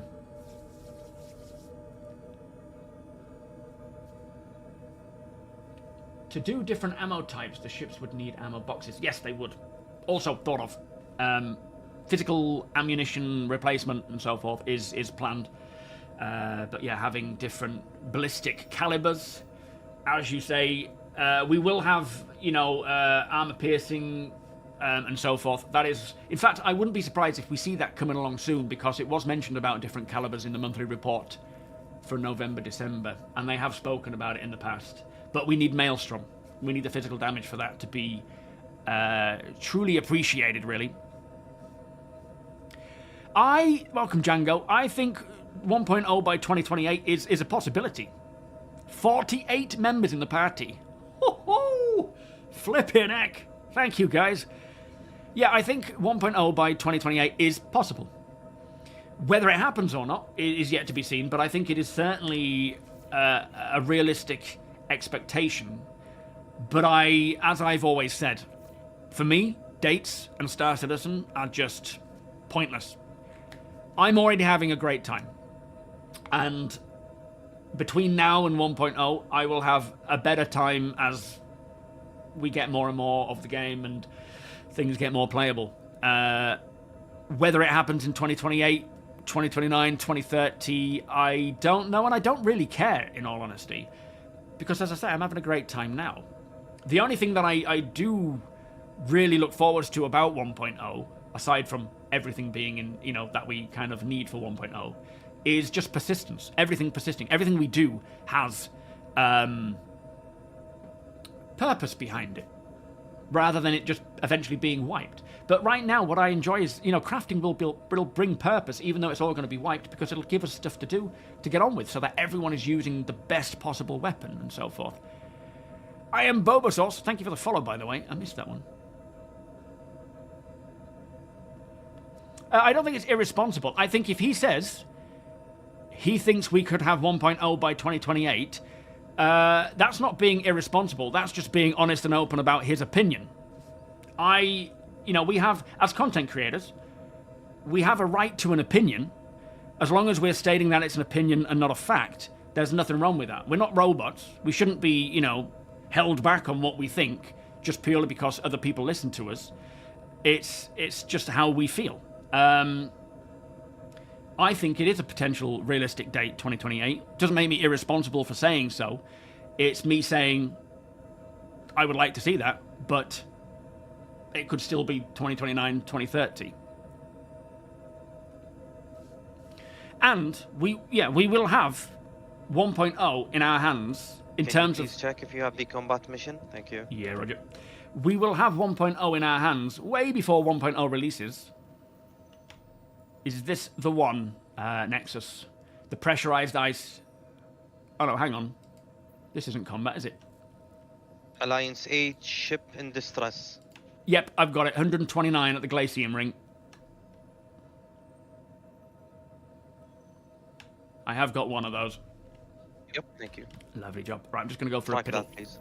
Right, will do. Bloop. There we are. So, track. There we go. That away. Right, let me go for a piddle. Because when I get back, we're going to be taking on some NPCs, I think.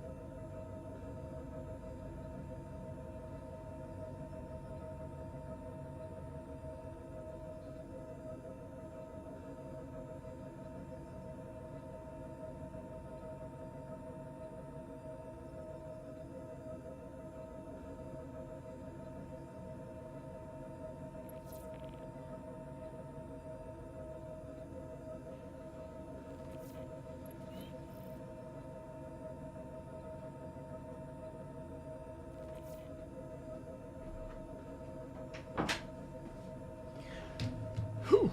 There we are. Right. Raging Maniac, thank you for the follow there. Yo, Trino. Yeah.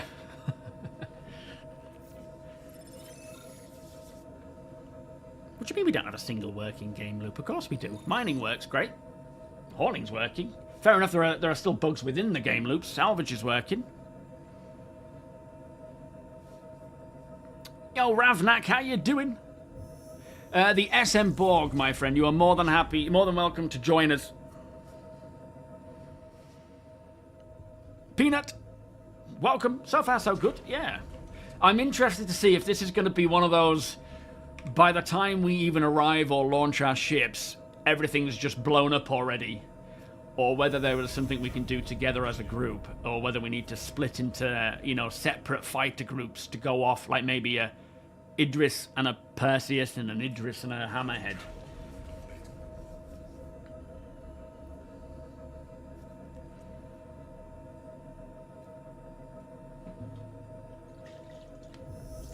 Yeah, all game loops we have do need work. They all have bugs.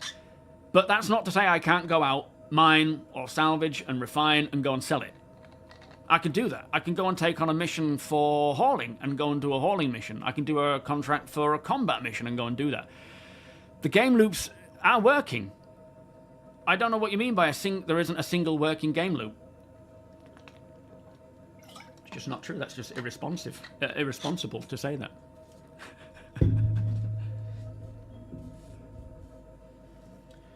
Yes, there is a roadmap to 1.0. Kobe, how you doing? But what you see where it says 1.0 is everything that they intend to be a 1.0 feature, and then as you know, each patch comes along, certain features are brought into the next build as and when they're ready, and then pushed out. And before 1.0 releases, we'll be playing a 1.0 build for a long time until they push that out. Do you know, people are already more forgiving to Star Citizen now. Not everyone, of course. But those who play they're way more forgiving because they can see the progress. They can feel the progress. Those that don't play don't tend to see that, or those on the fence don't tend to see that. Through no fault of their own, because some people don't want to play understandably, and I implore them not to if they're not having a good time. It is just, you know, the way it works. There are some people...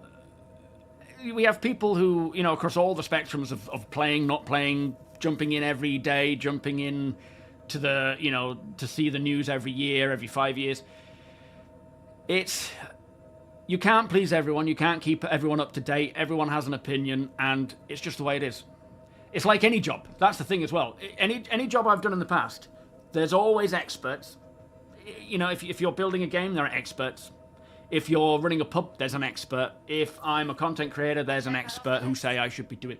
And it's just, to me, the only thing that I suggest people do when they're unsure about whether Star Citizen's worth playing is try it. I can't answer it for people. People ask me all the time, is it worth playing Star Citizen yet? So I don't know. You tell me. For me it is, but you're very different to me. So wait for a free flight. If you've got the game and you installed it or haven't played it in a while, mission share going up. Try it. Roger. You are your best knowledge base on, you know, your best opinion on whether you should play it or not. Back on the ship and let them know help is en route. Appreciate you stepping up for us. Well, I don't know enough about Ashes of Creation to know whether the people playing that would come over to Star Citizen or not as a natural, you know, sidestep. Axis, how you doing? Watch the latest video. I want to state that I love when you do videos like that. You're so easy to follow and understand. I love what you do for Star Citizen. Thank you so much, Axis. Much appreciated, mate. It's very kind of you to say. How are you doing today? Yeah, salvage contracts coming in. Mining contracts coming in. Excellent stuff. Don't know if they work. I haven't tried them enough. They might not.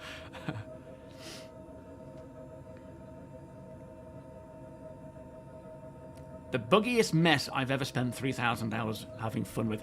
I really wish I could see how many hours I've spent playing Star Citizen.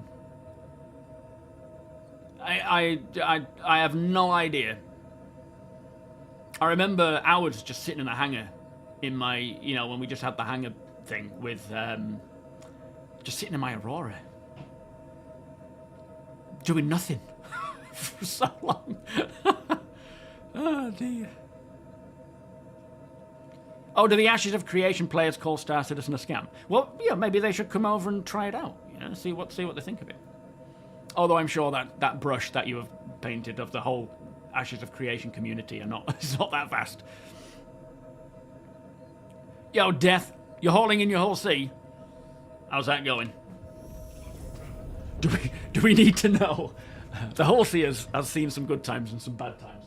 Usually it's been bad times. I remember when it sort of got fixed and we did a whole sea hauling. You know, I brought mine out for the first time ever. And it was great. But I think since then it's kind of gone downhill again, hasn't it? Memento, how you doing? Welcome. 42,000 hours. What's that in years?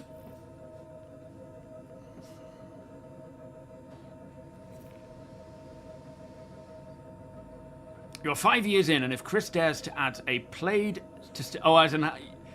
statistic, you're going to resort to violence. Yeah, we don't need to know those truths, do we? We should keep that private.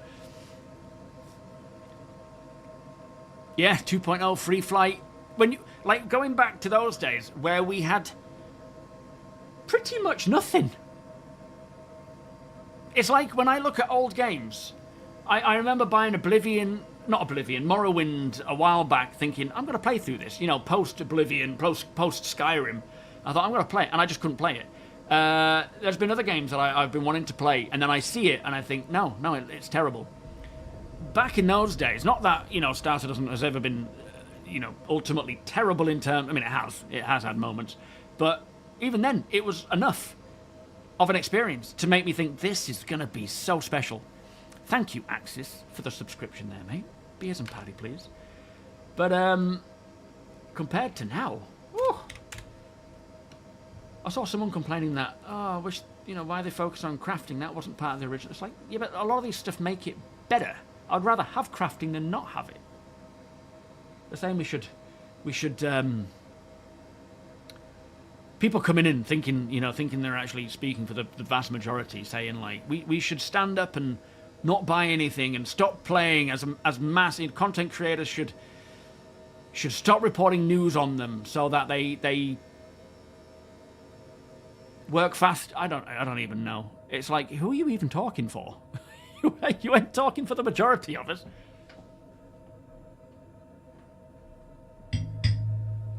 Sort of people on their pillar boxes in the street that are like carrying huge things around with them, trying to get, I don't know, just like, leave me alone. Yeah, I loved Morrowind when I played it. In fact, I don't even think I played it. I watched my brother play it and loved it then. Trying to fit... We were trying to fit into the Connie when ships had didn't have physical grids. Oh man, yeah. It was a nightmare. We've had so many calamity moments in the good old days. What's over here, genius? Flipping it, that's loud. Yeah, crafting's a great fit. And to think it was never even originally planned, I'm happy it is. Same with base building.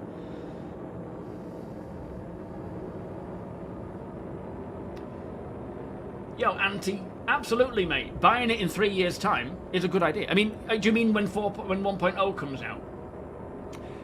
You know, at the end of the day, there is no one way to follow Star Citizen. You have people like myself who generally play it almost daily, and you have people who check in now and again, maybe every year, every other year, every few years. It doesn't matter. You do what you want to do, right? If you want to play it, you play it. If you don't. That doesn't matter. You can hang out and chat and get excited for Star Citizen. You can still have a voice, of course. Arion, thank you so much for the Prime sub, mate. Much appreciated. Beers and party, please. Oh, and Mr. Mega, thank you for the gift sub. I completely missed that one. Not the gift sub, the gift membership. Thank you so much. Beers and... Let's get some beers and patty out here as well. Thank you so much. Gonji, thank you for the 25 months. How are you doing today? Well, that's what they're doing, Death. They're finishing what they started.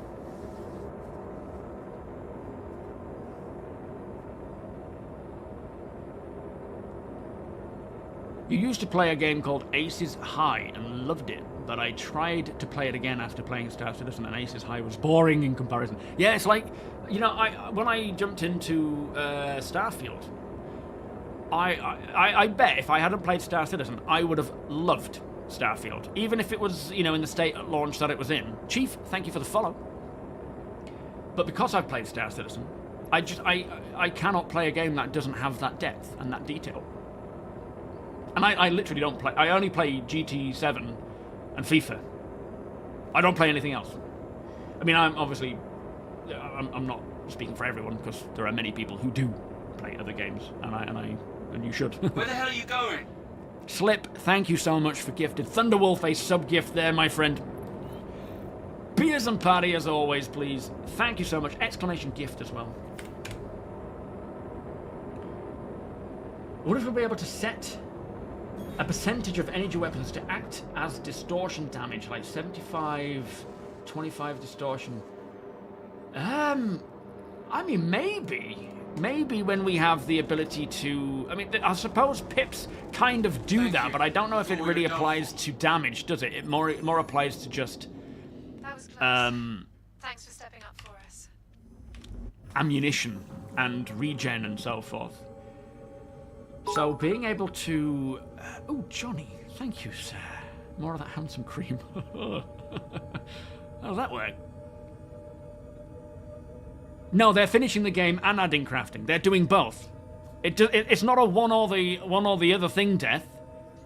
I don't know why you think it is one or the other thing. They're working on systems to finish the game, for systems we have, while working on things like crafting as well. Why does it have to be one or the other? That's what I mean about black and white thinking. It's just... And you see it in every walk of life, not just, you know, Star Citizen. It's like... It just mind boggles. It really does. I don't know how people exist. Long-term MMO players and fans of Final Fantasy series, not on my radar at all. No game is, to be fair. Maybe that will change over time. Yeah, I mean, at the end of the day, when GTA 6 comes out, I will certainly play it. I really enjoy Rockstar games. I really enjoy Bethesda games most of the time. But I always just feel that draw to play Star Citizen more than anything else. Board Gamer, how are you doing, sir? Nice to see you. Thank you so much for the raid. Exclamation DEF. Gunslinger, welcome. Stormfire, welcome. I don't know why it's so loud. I don't know what is happening there. The audio mix there is just crazy. How was your stream, sir? What were you doing? What am I most excited about in Star Citizen?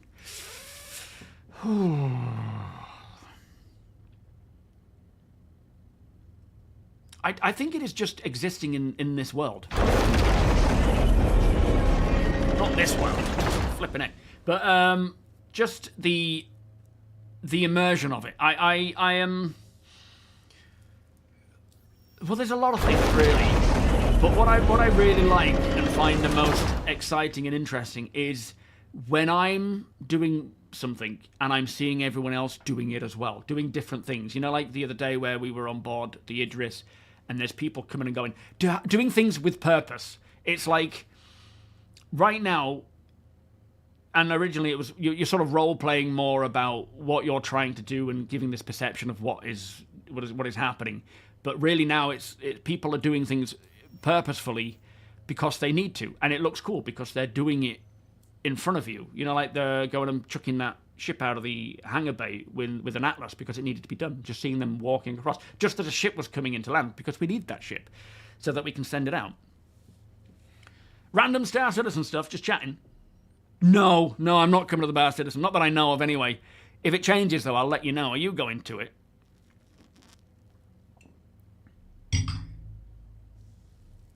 Pretty sure Chris is hand-coding the game on his own. Yeah, I think so. He'll have to give up on everything else just to get crafting out. Got to collab sometime. What would we do? What would we collab with? Ooh. I always remember our times at the Airbnb. Getting locked out of an Airbnb. Yeah, mate, it's been too long. Absolutely. That was fun times. Having to call. What was the Airbnb owner's name? Was it like Jeff or something?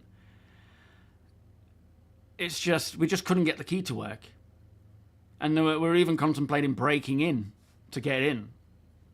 That was funny. Have I heard anything about underwater or swimming mechanics? Well, I've heard. Yes, swimming is being worked on now, according to CIG's monthly report. So. Hopefully it's coming along soon, and hopefully... Splitting off, 2 Idrises are going to a mission, Hammerhead and Perseus are going the other way. Okay, copy that. And hopefully that means eventually, you know, pre-1.0, it might be post-1.0, but hopefully it means we will see boats, submersibles at some point as well. But yeah, swimming is needed, and CIG do want... water-based gameplay, underwater gameplay, exploring wrecks that have crashed in water. It's needed because we need to be able to explore a wreck that has crash-landed, you know, on an ocean, for example. Oh, that's right, it was just the other key, wasn't it?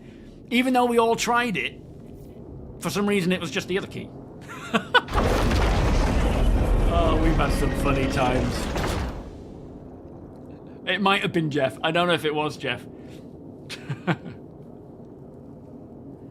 Welcome, Gunslinger. You were surprised when I learned that the game doesn't use object-oriented design programming. Star Citizen code must be a monster to manage. I don't know what that means, actually. Gunslinger? I don't even know what that means.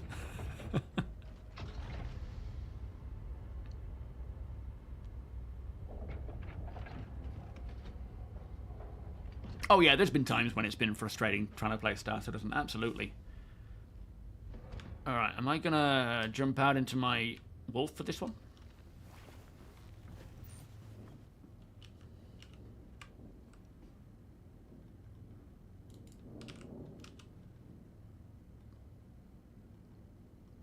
To me, I get excited about everything because Star Citizen needs everything. It's kind of like if you have all this simulation going on with flight and, you know, eventually driving and so forth. If they can't simulate the, you know, swimming underwater or exploring underwater, it kind of falls short. It's like it doesn't make sense. And the good thing is CIG intend to sort of push everything, because why not? They've got all the time in the world. They've got all the resources they need. And that'll just continue on with the release of Squadron and so on. So it is important to... Alright, I'm going down to get my ship. To just keep providing more and more. And of course we have pre-1.0 and post-1.0. And that will change... you know, whatever's determined as one or the other. Pre-1.0 will be, you know, the finished sort of release product. But then post-1.0, we will get all of those other things. And as I say, already, I'm having the best of time. So to me, it doesn't matter how long it takes. I'm having a good time. I do want it sooner than later, of course. Yo, Mahat, how you doing? I am thinking of buying the game. Do you recommend me buying the game? I do. But I don't know what you're expecting. You know, I would say wait for now, because this month there should be a free fly, and I suggest taking part in the free fly first. Firstly, to sort of see if what we have is playable enough for you, because there's a lot of bugs. There's, you know, the game isn't finished yet, so it might not be at a point where you can thoroughly enjoy it. Also, your PC might not be able to handle it. I don't know what you're running, but not every PC can. And it's worth taking the time to check that. Is that my... That's not my wolf, is it? Question, Matt. How you doing? What do you think about CIG adding ship repair to the Salvation? No, I think what's important, and something that CIG always do, is... Oh, that's my ship over here. Is make sure... Hearing mining cracks, is making sure that not one ship can do everything. Not to say that, you know, the Salvation having repair would be doing everything, but they want to make sure that people have a reason to go to a different ship rather than just stick to the same one that can do it all. And to me, that's very important.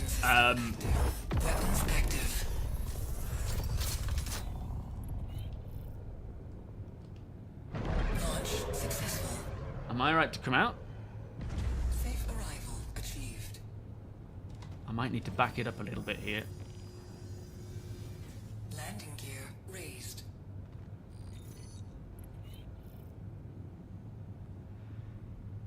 So, yeah, the Salvation is like your starter salvaging ship. Whether they do a... What the frig? What even happened? Whether they do a starter repair ship using the same chassis, it's a good idea. I could see it functioning like that. But I don't know if they will. They wouldn't like make it capable of doing both, because they do want ships to have specific purposes. Yo, Nvidia. Yeah, I don't know. I don't even know what I touched. Oh, the Crucible's going to be cool. Absolutely, Johnny. We've got 45 people in the party at the moment. Right. Oh, I mean, yeah, I don't know what it is. It's definitely not intentional. I don't know what happened. It could have been desync where someone else was taking off as I was at the same time. Hello there. But, yeah, there wasn't anything there, so I have no idea. Yeah, I think I did what Deeds did the other day, where when he was coming into land, he had some desync and just blew up all the ships in the hangar. We should definitely check on the engineering just to make sure that things aren't on fire. Whatever it was, do it again. Who's that? Missing a party marker there, but I guess that's normal after quantum traveling through, or jumping through. They haven't got Susan's not got a marker either. Make sure you keep an eye on these, Guess what? You just made Deeds' day. Yeah, I bet I did.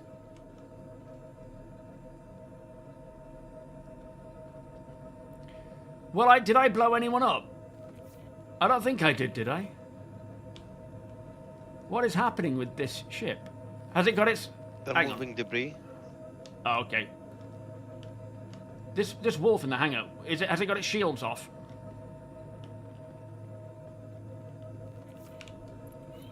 Yo, Jason, how you doing? Daniel, welcome. Do you think when the stream machine will run this game? As I just found the game on Linux, runs on Linux. I don't know. I think people are doing, but I don't know.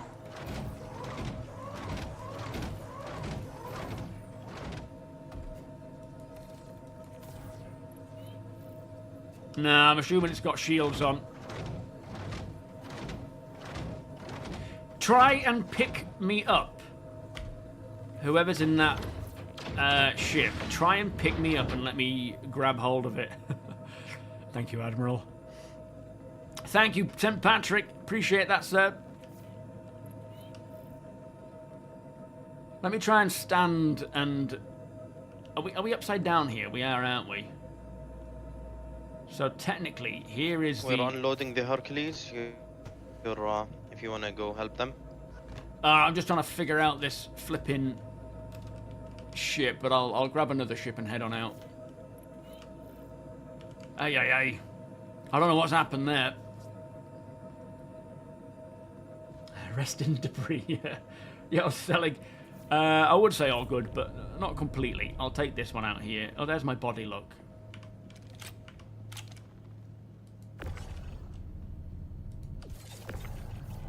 Can't even move that. Hopefully this isn't too damaged. We'll have a look, but it exploded above it, so it might have some damage.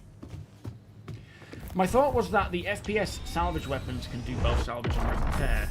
Oh yeah, I mean it's a cool idea, but as I say, they don't generally want to have a ship capable of doing multiple things. Not every case, you know. I mean, that's not always the case, sorry, but I don't see them wanting to do that because the point of the salvation is an entry salvager.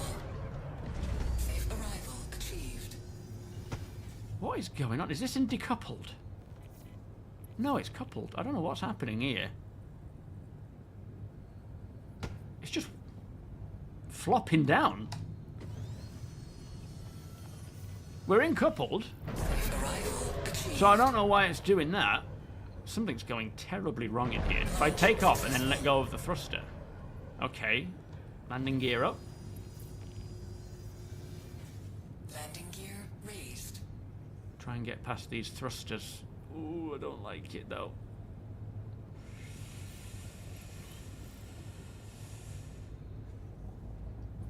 Oh, we're getting caught on it. I don't know how we can clear that out of the way because I think they're stuck. All right, I'm clear. They've got the cargo. Good, good. Oh, it makes me so nervous when stuff like that happens.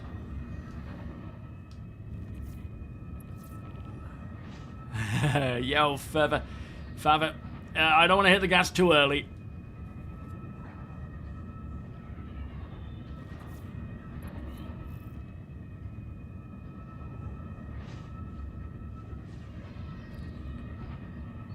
You've opened a $5 stupid jar.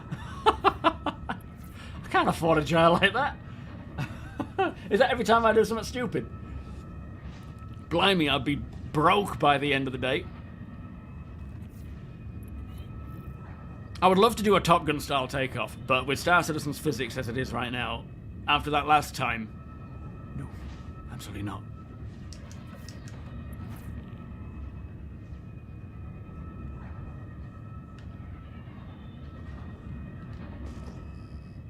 There it is.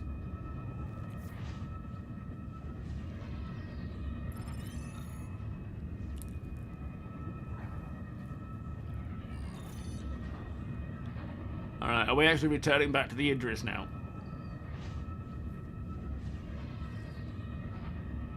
There's no one to fight around here.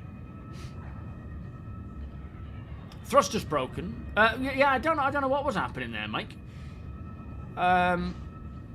It could be whatever the issue was with the previous wolf taking off, causing a bit of a problem. I don't know if that's what did it. That same kind of anomaly.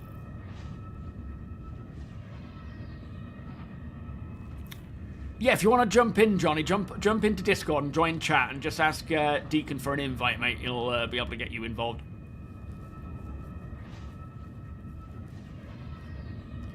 Oh, we were doing it the other day, Ghost, on stream. We had another issue with desync where not a razor, a saber. We had a big chunk. The chassis of the saber was too heavy to remove via a tractor beam. Little chunks of it were fine, but the big chunk we had to literally get an Atlas involved to clear it off the deck. All right, should I land it in the back? You're green to land in the Revenant. Thank you. I'm gonna land it in the rear end and then take off backwards, coming out that way rather than the front, because that's probably a bit problematic right now. Yo, Astro, be able to buy RAM by the end of the week? Really? This is Nyx, Tim. This is the Nyx system. We're in the Glacium ring at the moment. Can you shoot the wolf inside the Revenant, please? It's hovering. Yeah, we'll do.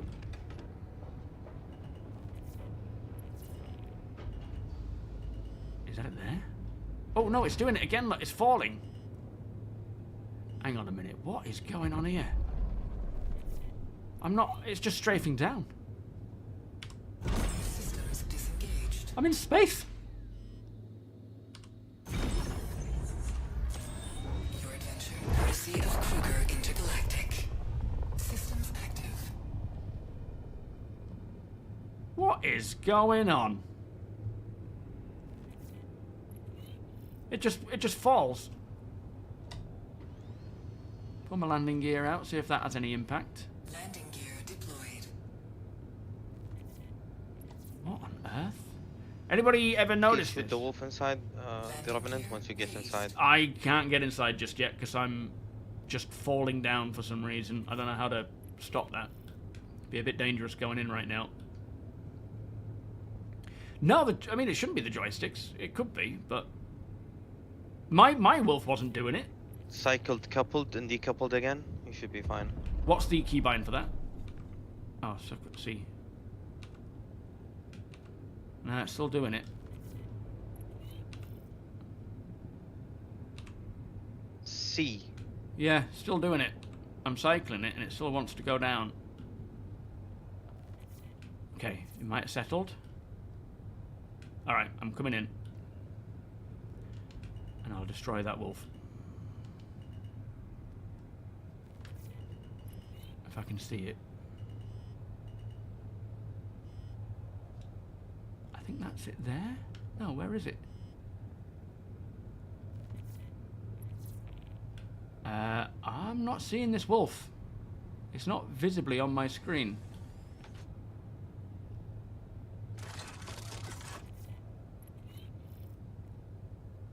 Am I in the right ship?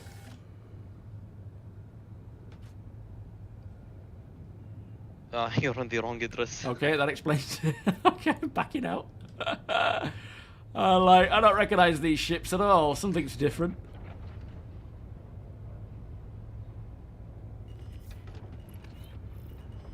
Alright, making my way to the correct address.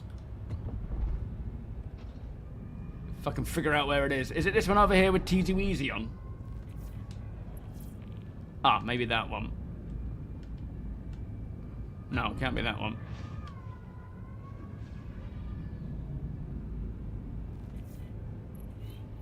Where is it? I hate how my head pops out of the actual canopy.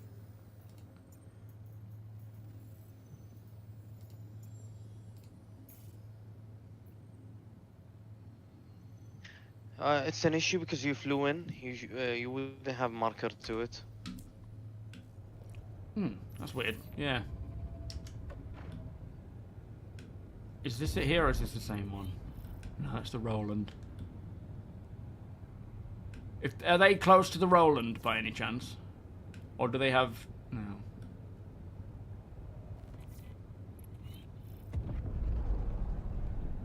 Ah, well, what was that? That looked like a Perseus more than anything. If they could get close to the Roland, I'll be able to find them there. Very strange.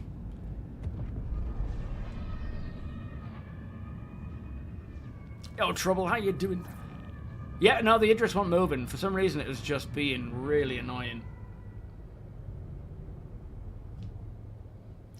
Ever get that sinking feeling? I certainly do. You got... It's not as simple as landing and switching servers. We have 45 people in the party. If I was to do that, we'd all have to do it together.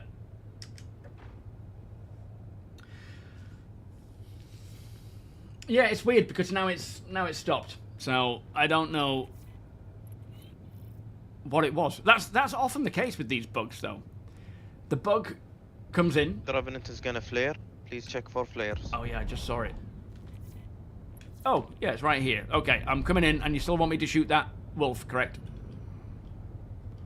Oh, is this one out here? Is it done for? Affirmative. Okay. Wolf is gone. They took care of it. All right, Roger. Coming in to land.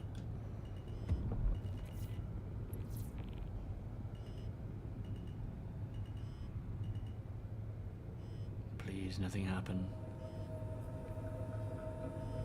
No desync. No desync. Come on.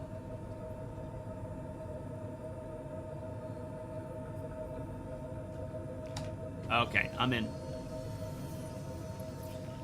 Landing gear deployed. Yeah, it is a bit of first world problems having too many Idris, but it's I am looking forward to when we have more of an established economy, and you know your expenses are more true and realistic with running a capital ship, and it's probably more beneficial to hello, Solomon. Like every op that we do contemplate what to take, how to use it, and you know the Idris offers a great support ship, not just in terms of combat with its PDCs and its laser, but for holding fighters and other industrial vehicles as well. So I really like having the option of an Idris, but not every op or mission would warrant one if you you know, like. This is the other thing as well. We have 45 people right now, so technically the monetary payout is not likely to cover that for everyone. But we're doing it for the rep grind. Eventually, as things start becoming more possible and we have a lot of other ops and missions to do stuff, we will have to split into smaller groups to make that cost more viable, rather than just taking our biggest ships every time. We've got 50 people in the party. That is smashed the previous record of what, 32, 33? Just flying really fast, yeah. Sichuan Sauce, how you doing? Thankfully it's fixed itself. I don't know what it was. Phantom Killer, how you doing as well? But yeah, they are, you know, they're really useful ships. But we are planning to upgrade the Revenant, this Idris, to a Kraken, and having the Kraken as our main org vessel. Kind of being a floating headquarters more than anything. You have a question, Jason. Would you rather have a Hermes to start off with or an Andromeda? Personally, a Hermes. I think mostly because it's new and I've used the constellation enough that I think I prefer the Hermes. But that doesn't mean it's the better ship or it's, you know, the most economical or useful. It's just more of a... I've used the Connie already. I haven't used the Hermes. Yeah, Matt Smellwood. Yeah, or the Taurus. It's a good call. Kind of, you know, both types of ships. Hauling ships. Happy Monday, Phantom. But yeah, big thank you to everyone for joining in today. It is great to see, and you know, nothing quite like an event like this to kind of encourage it as well. It's nice to have everyone play a role, have something to do. And again, I think as... thank you, Solnit. Thank you, guys. I think as we see things like crafting come along, and then of course base building, we are going to see a lot more reason to being more organized with, not organized, but better intentions with what ships we're taking, how many people we're taking, and what we're doing it for. We'll probably be splitting, like we'll eventually have that jobs board where we'll be splitting into multiple groups, just going off and doing certain things. Some will be mining, some will be flying around with the mining crew.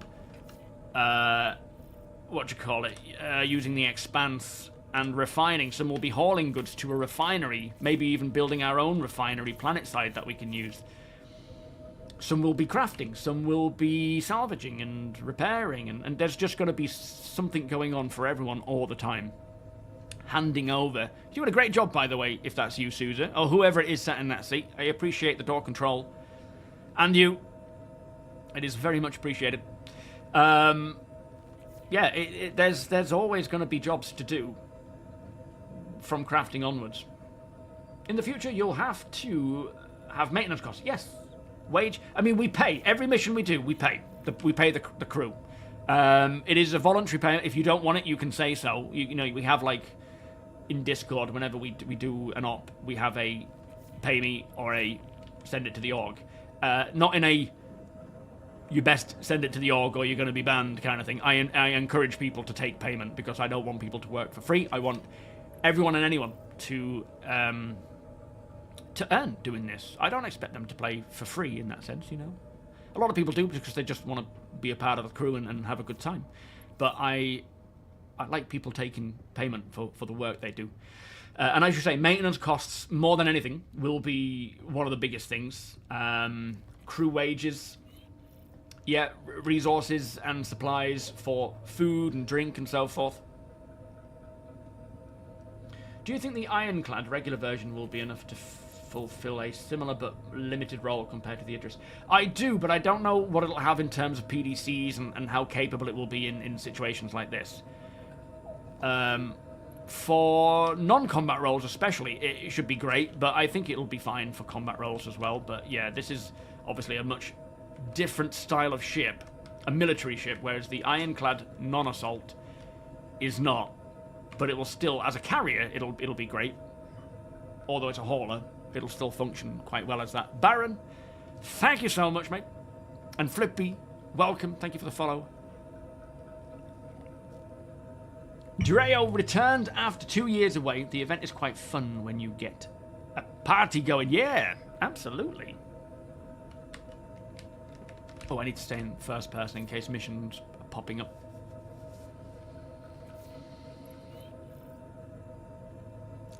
Death, I have no idea why you're here, other than just to whine. If you've heard the same thing for the last 13 years, go do something else. Do something else with your time. Play a different game. Don't sit and chat, moaning and complaining. I ain't got time for it, alright? There are plenty of other streams out there, even ones that complain and whine, and will do so along with you. Join one of them, please. Do us all a favour. You're just annoying me now. Yes, we will definitely have a refining ship. I mean, the Expanse is, I suspect, coming this year. It has been said, it's been hinted as such. Yeah, Chemo. In fact, this is the old Idris. We are needing the new model. This is the old one. You love the idea of using ships like the Hermes in their role as a blockade runner and delivering cargo into and out of dangerous situations. We set up a fob at a destination and have blockade runners bringing those resources off to a destination. Yeah, absolutely. Like, these ships will... Like, ships with specific roles will 100% be the best in those roles versus a ship not in that role, and using them for their purpose is going to be so much fun. Yeah, take a break. Please, for everybody's sake. Stevio, welcome. Stevio. Nalin, welcome.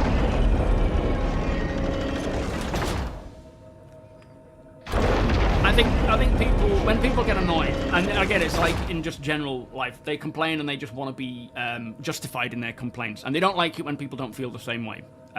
It's just sort of human nature, it seems. But at the same time, I don't want to hear it. So if he carries on, I'll just ban him. I can't be bothered. It's like there's plenty of other places out there to complain. I am not one of them. Thank you, cameraman. Much appreciated. Thank you, sir. It's like read the room for crying out loud.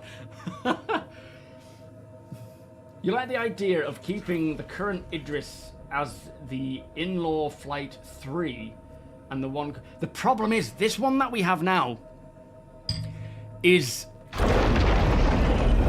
old, and it looks old. It's not like a let's keep this variant or this Mark II or whatever because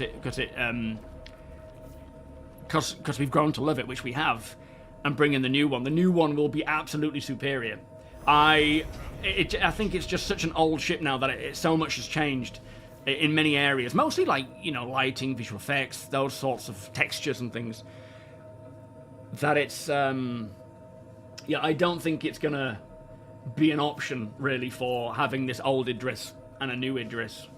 Not like you see with the Hornets, or the Auroras, which I do like. I am a fan of that idea, having ships retiring. I think that's great. Rex, thank you for the follow. Welcome. Thank you, Coffee. It's pointless talking to people like that. It's easier just to ban them and move on. We are going to disagree. Okay, I don't mind people having complaints and concerns and so forth, because, we can discuss them, but just every comment is like, this is shit. It's like, find something you enjoy and do that. Oh, people are so annoying.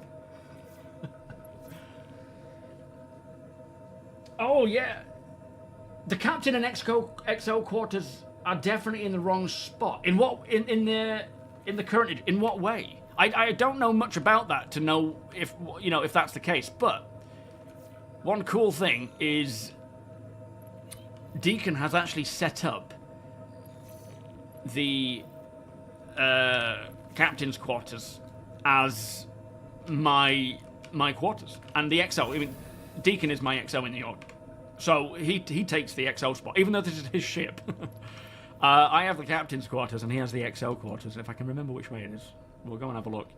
But I think I don't know if he's taken all his gear out, because he decorated it with all his sub gear, and I said that I'll bring my own in, so take that and put it in yours, and I'll try and decorate my own, but I haven't done it yet. Now it's. I think it's this way. I know there's a cargo bay next to it. It's where the crew quarters are. Which I don't remember if I walked past the mess hall or not. I probably don't. Yeah, there is a wipe coming at some point, but it's not planned yet. Oh, here it is. We don't know when it's happening. It's once they've gotten rid of the exploits. That's it. That's all we know. Once they've gotten rid of the exploits, then they will look into bringing out looking to do a wipe. I am the Admiral. And he's only the captain. I guess so, yeah. So that's his quarters. Yeah, he's taken... I mean, this is a new ship. So I don't think I don't think he set it up at all, because the previous ship he did. And, he's put a Pico in it. He has. Oh, man. I love you, Deacon. I love your thoughts, mate. We share everything, like, thoughts-wise, just, his ideas, my ideas. I need to decorate mine, though, but I need time to do that. I don't have anything on me. Not like you, Admiral. You are the Admiral. Flippy, how you doing? What is this ship? Mayday! Outlaws are attacking my ship! It's the Idris, the Aegis Idris, but it's the old model. There is a new one coming once Squadron comes along. Am I jumping into my ship? Or do we have to keep moving?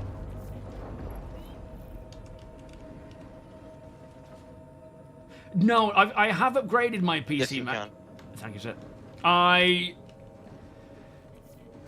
So due to the prices of RAM, I had to kind of hold off on building a brand new PC. But I did upgrade to a 5080 and a 1000 watt power supply. Over here, genius. Which has certainly benefited. I tell you what, let me get this Hornet out of the way. Are you trying to take off there? Is there someone in that ship, or is that desync? I think that might be desync,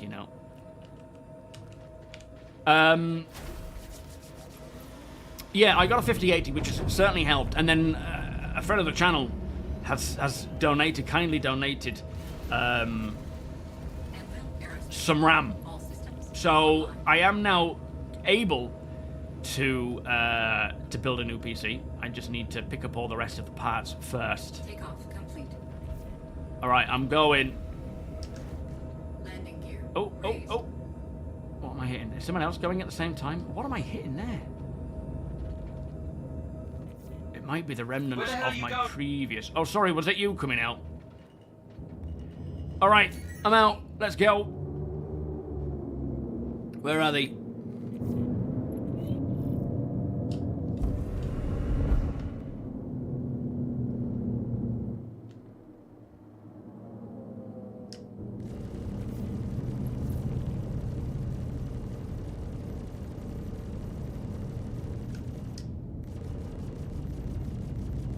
Shields hit.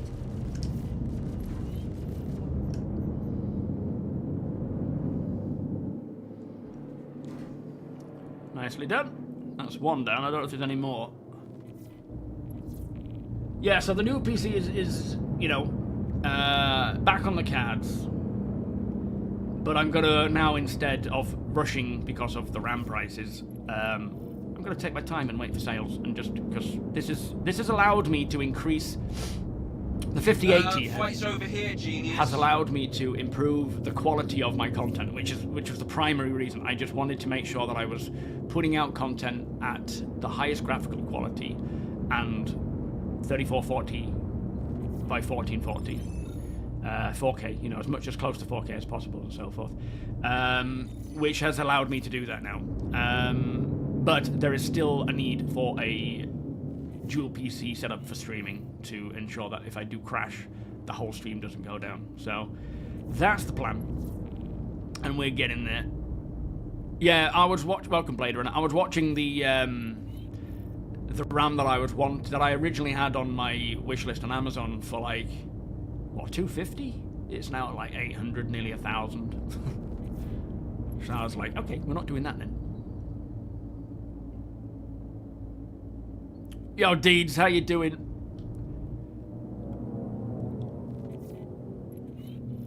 Yeah, we're doing them because we figured that most people can do the hauling stuff. But are you joining us? Are you in there?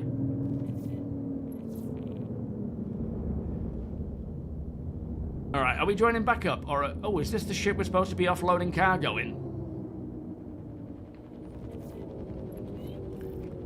I think I have the wrong mission taken up. Let me just double check this.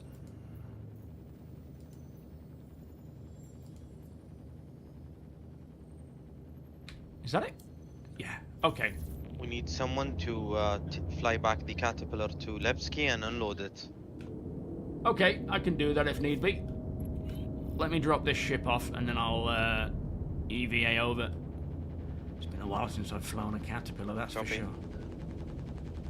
I've got no MFDs for some reason. Alright, I'm just approaching the address, entering now.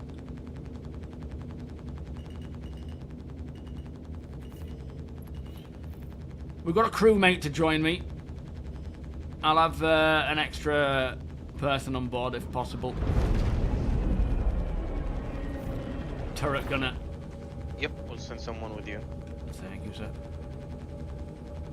Oh, sugar, sugar, sugar, sugar. This is a fair ship for anyone to take out, by the way, if anyone's wanting a fighter. You're more than welcome to fly it. Landing gear deployed. Landing all systems offline. All right. Yo, Airmax, how you doing? Online. Absolutely, Mike. You're more than welcome to come and join us, sir. We can, you know, show you the ropes. All right, just can you ask Deacon just to pull it a little closer? Otherwise, I'm EVAing for a good almost mile. Hold on, hold on, hold on. Oh, hold on.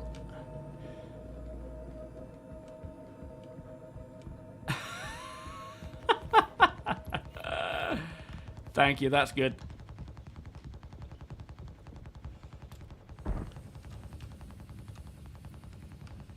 Alright, are we getting in? Are we going through the elevator? Which looks to be down, technically. Going through the side door, maybe. Oh, ouch. Ouch, ouch, ouch.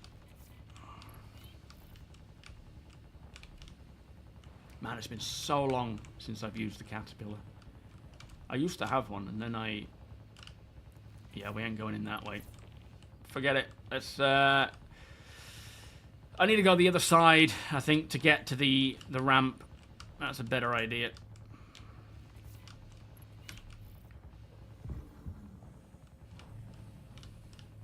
Can't go in that door and... Oh, can we get in that way now? Does that actually work? I didn't think it did. When I was using it, it never did. Let's get this way, because we've got the ladder.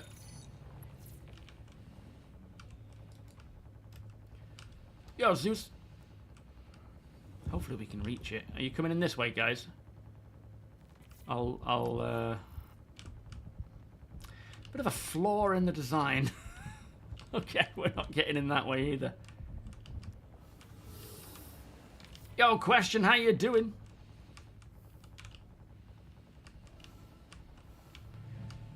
Yeah, the airlocks work, do they? It's not in a good state by the looks of things. Where is it? Here. Let me try this one then.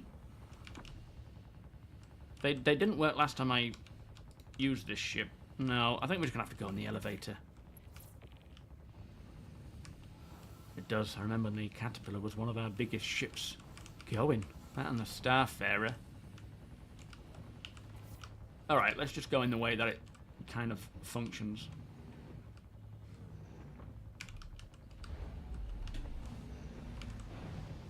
Sounds like someone's on board already.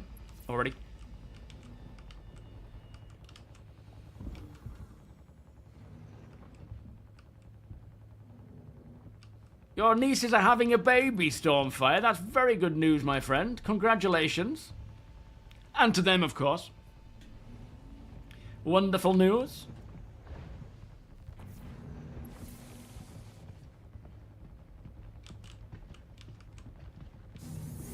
Boy, it's been so long since I've been in this ship.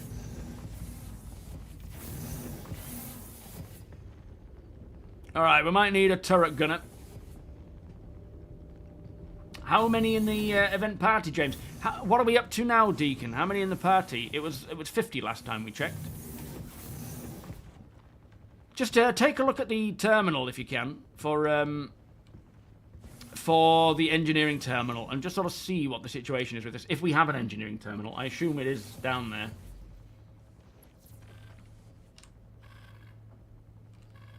Hello and welcome aboard your Drake interplanetary. Are we able to actually? Your systems are online. Oh, I might open the MobiGlass. Are we able to? Oh, that's a bad view, isn't it? Engines online. Quantum fuel is at 100%. Shield system online.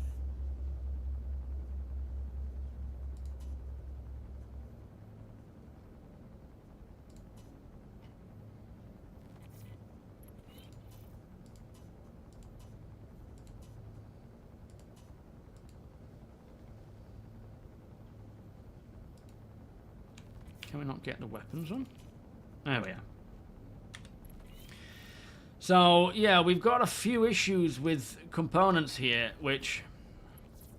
The coolers... Are we able to repair them at all? Or are we not, with this being this ship? So we've got to go over there. You're just gonna deliver these to Levski and then abandon the ship, so if it's flyable, go ahead. Okay, I'm moving off. Man, I love this ship. I love the asymmetry. Oh, they're trying to fix it. Hopefully it works. I mean, obviously we don't need to, but prioritize the cooler and the power plant, I would say, just in case something happens and the power plant or the cooler goes bad. Stormfire, thank you so much, my friend, for the 5 gift subs. Much appreciated. We're at 50. Had 2 go, but 2 have just joined, so still 50. Wonderful news. Thank you, sir. And congratulations again, my friend.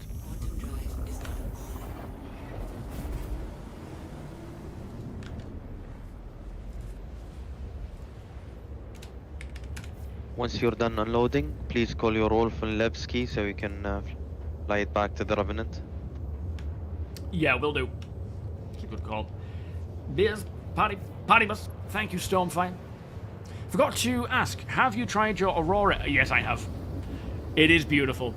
I also took it for a race in Arena Commander around the Snake Pit because I want to start competing in the community Aurora Cup with Anzia's racing community. And I put the South by Southwest paint on, which is available. I just guess it's not available in-game right now. Is that the case? Industrial welcome. The server performance seems fine, to be fair. I haven't had too many problems. Not to say that there isn't still, but yeah, seems to be all right. Oh man, she's a slow one. Let me just make sure we're not going to exceed this too much.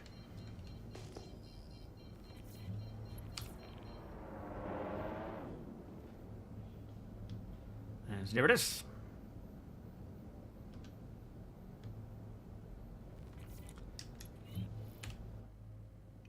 Yeah, she's in a bad state.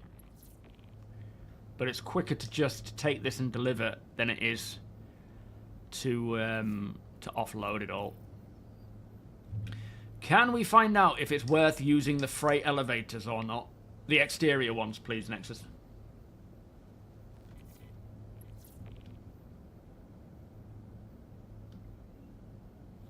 Come again, sorry. Is it worth using the exterior freight elevators at Levski, or do we need a hangar? Yes. Exterior. Okay, No hangar. cool. No hangar. Exterior freight elevators the way. Thank you, sir. Might jump on. Only ever played solo and know nothing about components for ships. Anyone got any good ones that you can buy? That you can't buy. There are currently some that are mostly sought after, which is a shame. There needs, I think, once we start seeing more of these, different roles of ships becoming more, like they can be enhanced by the different components. So racing components being short-lived components that provide uber power for a race, and then they need to be swapped out in pit stops and so forth. Industrial components providing a lot of power for what you might need for a ship like this, but high in signature. And then, military is always so far the way to go for most things, which I think it would be nice to have a bit more variation there and purpose to use other things, use other components.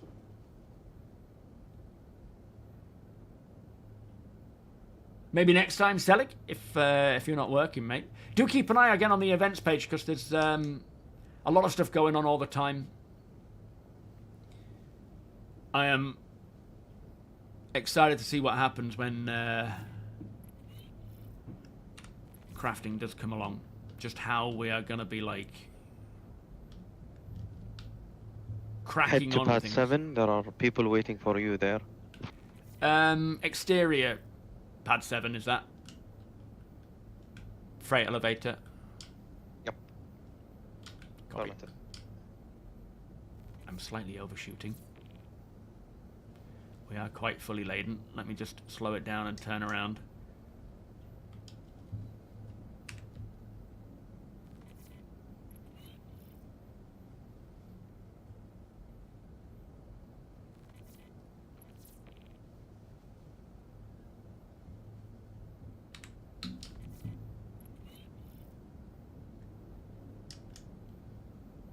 It's a bit silent. It'll be nice when we have more sound. All right, we're going forwards again, I think. There we go. But we're going to go nice and steady.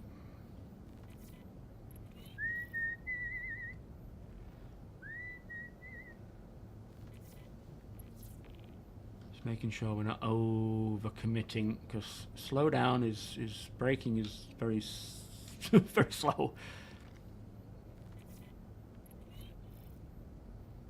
I know where it is. Did you not hear me? I'm saying I was overshooting. Flipping backseat drivers, I tell you. Right, I'll keep an eye out for next.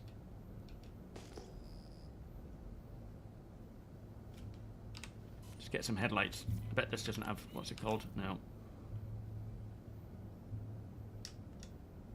I see you all down there.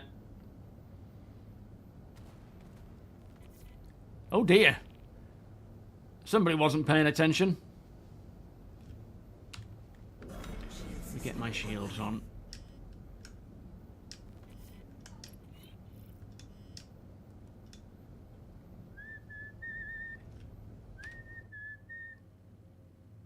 Such a cool part of Levski is this borehole. It was a great idea. I mean, we had the borehole in the original Levski, but it wasn't like this. It wasn't something you could fly through. It had a bottom, which generally just ended up with a lot of Ursas in it.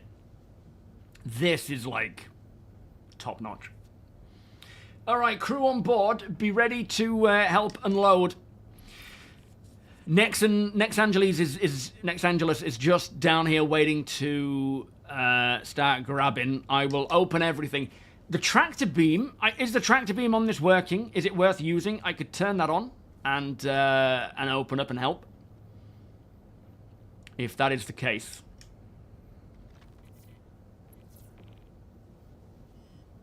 Am I on the right side here? Number 9, number 10.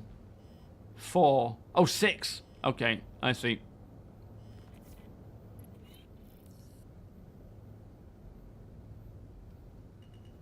Wait, where is it? Is this it here? Or is that number 6? Am I seeing this right? Where are you? Are you on the other side? You must be on the other side. I didn't know I had 2 sides.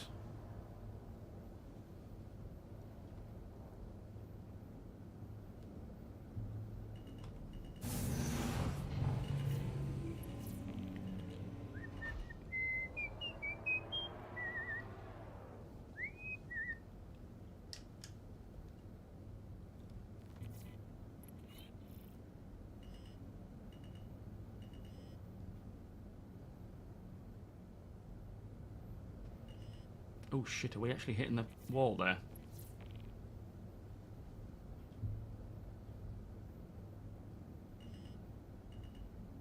Alright. Chuck them out, everybody. If the tractor beam isn't working right now, it probably needs turning on.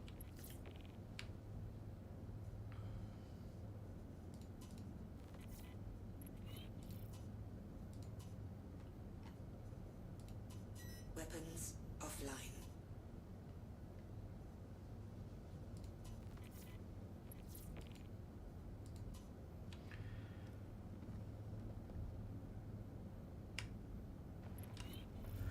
It's very quiet. And we are kind of in an emergency lighting state. Let me just go and walk the corridors, check everything. Yeah, we'll do, Sparta. Oh, is it fixed? Is everything working all right? What's happening? Everything all right, then? Let's get this stuff unloaded. I'll... We both did the same thing. Oh, God. That was funny.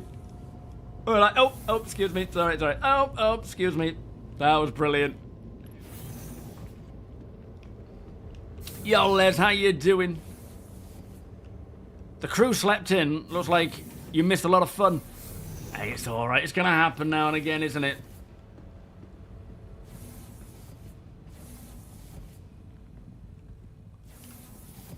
So, is it coming out alright? I'm going to come and help. I just want to kind of give a tour of how cool this ship is. And it's a very old ship. It is so out of... It's just so old in comparison to a lot of other ships. But this is the top gangway. And each of these modules will eventually have... Hey, hello, come on, you're alright. You're alright.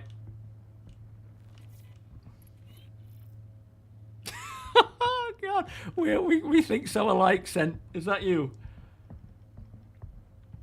We literally do the same thing.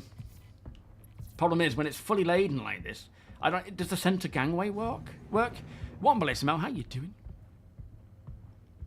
Yeah, that's... So when you're reading about the command module, that's what it's talking about. The detaching of the command module for this and the... It shares... This and the Ironclad shares the same command module.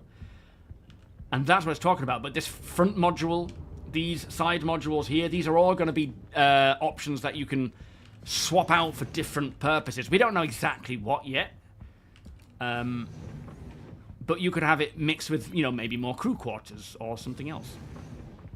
All right, let me go and help. Tractor beam. Oh, there's the tractor beam. Shit, I've gone to the wrong side. But the problem is with this gangway there, it just makes it hard to unload that way. So I think I've gone to the right side, but usually... Does that tractor beam work up here?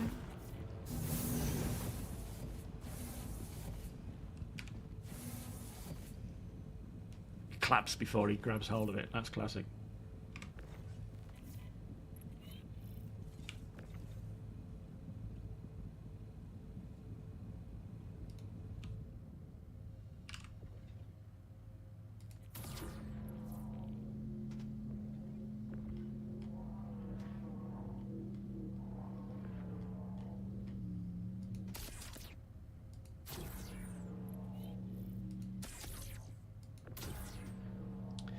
That doesn't seem to want to work properly. I'm going to leave it there, but... Oh, did that... No.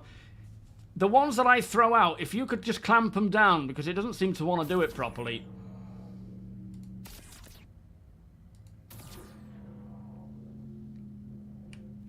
Look at them all. Look at everyone doing something. It's so cool. Yeah, just keep an eye on these. Oh, there, it's working now. Maybe I just need to rotate it to get it at least reasonably in a place where the freight elevator AI can figure out what I'm trying to do. Let me just show you this. Oh, it's so nice to see this ship actually functioning as it's supposed to function. With people doing stuff. It's so cool. It's just... I love it.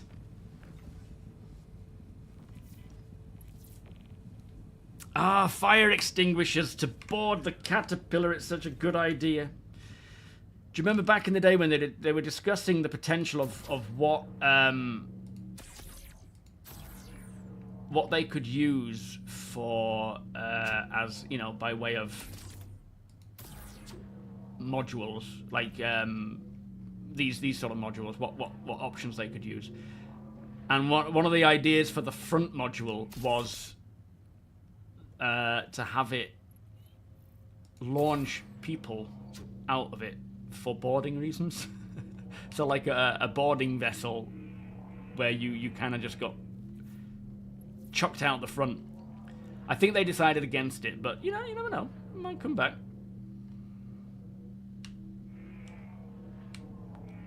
Come on, elevator, work with me, mate. Just give me an option here. I don't know why it's decided not to... Oh, thank you.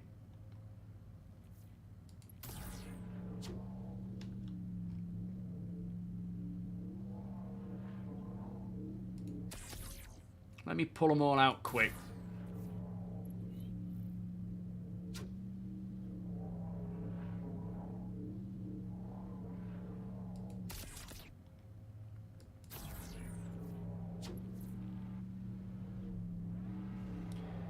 Can we have, I'm just cautious about people wanting to board the ship while we're not looking. So I am going to just close these doors, actually, thinking about it.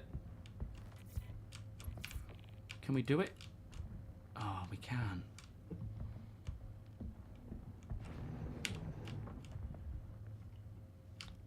Because I don't want someone sneaking on board and causing problems.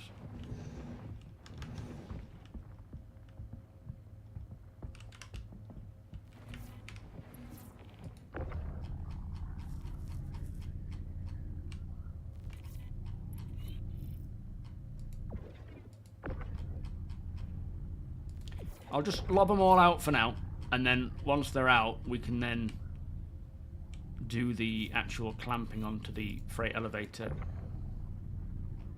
Because it's being funny. No, not that one. Oh crap, where did that go? Okay.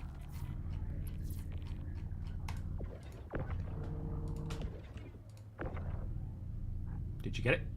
Yeah, good. Oh boy, this is getting out of hand.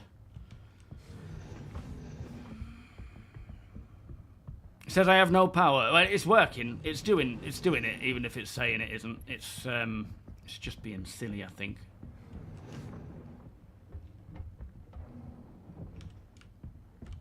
Nope. Oh, welcome, sweet. Are you joining us? What am I looking at there?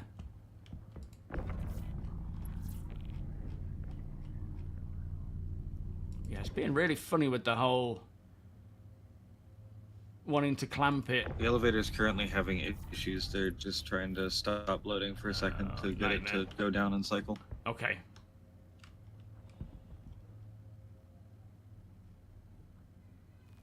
It may be required that you guys need to go up or down to a separate elevator. Yeah, fair enough. I'll just pull in what we've got. It looks like they've got it going in right now, but I don't know if this cargo's being funny. They're closing it. I just want to make sure... Once they've got it cycled, that might clear it up. It was just having an issue where the snapping wasn't actually snapping. Yeah, I noticed that. Hopefully that sorted it then. Because we've still got a chunk to get off. Kill Switch, how you doing? One kill, welcome. There's 16 cargo lifts there underneath Levski, so there's a good chance at least one of them's working. It's just finding the right ones. Yeah, fair enough. How are you getting? Are you in the Hammerhead? In the Hammerhead, cruising around, killing things. We're doing pretty good. Excellent, excellent. Yeah, this is 4.6. How are you doing today? What was wrong, Sparta, with the engineering section? Honestly, the biggest issue we're having is just notification spam stopping us from being able to share the missions. Yeah, that's just a nightmare. Question, do you think CIG could use the actual advertisement boards around the verse to be sold to real companies? I do, and I thought as much the first time I saw the whole series of ships, because they showed... I'm headed back down. I'll pop back up if there's an update before Nexus gets back. Yeah, nice one. Thank you, APOC. They showed the idea of them being like an advertisement board, basically. So I wouldn't be surprised if companies... And they, you know, they could be real... I would not be opposed to a company like Coca-Cola advertising in Star Citizen, just for the sake of immersion of, 900 years in the future. They're probably still there. But, we already have Intel and AMD sponsorships as such with Star Citizen, or, they've done it before. So I think it would be cool to do that and have them on the side. And, you could hire it out to, like, even orgs could hire them out for advertising their base building organization. If you're wanting someone to build for you, contact blah blah blah blah blah. I think it's a cool idea. Yeah, it's kind of working. There. Just don't want to slap into... Oh, Next Angeles is probably on the other side.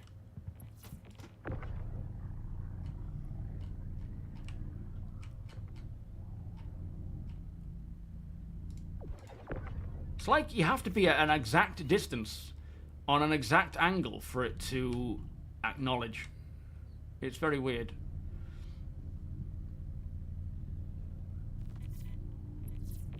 So, not necessarily engineer. I mean, yes, engineering is partly... Apparently pad 5 is working, so we're looking at moving over to there. All right, I'll get back in the pilot seat and we'll just... This one's kind of working. You just got to be a bit fiddly with it, but if it's a bit smoother over there, I'll head there. It could still be a problem down there. It could just be the scale at which we're trying to move this stuff. Copy that. I'll make my way there. Oh, sorry, Ruffy. You're telling me to stop there, mate. Apologies. But yeah, so basically, engineering does also enable the potential for proper door states. That's all something they've been optimizing in... No, hang on. I don't know what I'm talking about there. The idea of proper door states, being a thing where you can lock them, open individually, and so forth. I mean, these used to be able to open individually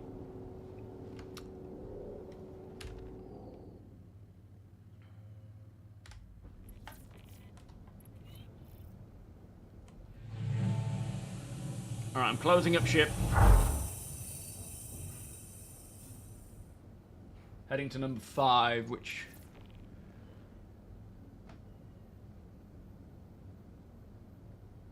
Rickson, is that where Rickson's at? Can we just inquire? Is Rickson at number 5 right now?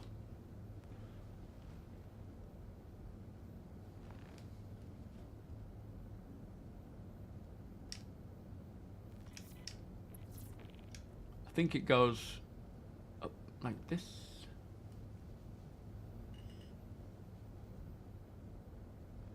Seven. Oh shit, what am I hitting there? Let me just pull it away a little bit.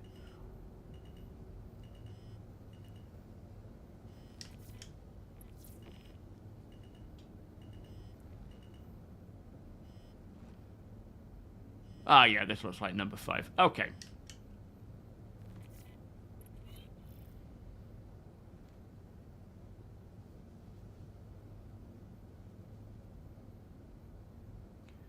Hopefully this one is having a bit of a better time.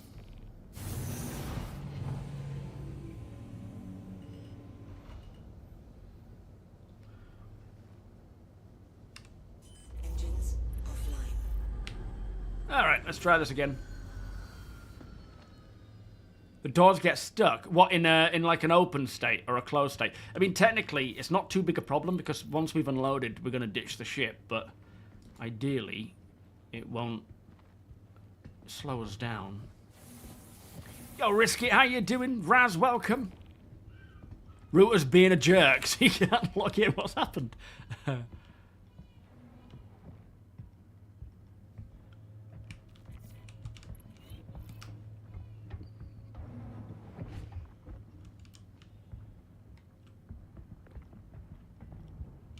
We're a bit far out here, aren't we? Are we close enough? Oh, Nex is coming in fast. Getting a lot of lag spikes here. Crazy lag. Which is weird. It's only going through that door. Let me try going up here. Oh, it gets stuck in halfway mode. Oh, okay. But yeah, we used to... Oh, man, look at these lag spikes. Let me try and get through this doorway. Yeah, that's kind of smoothed it out a little bit. Now, can I reach?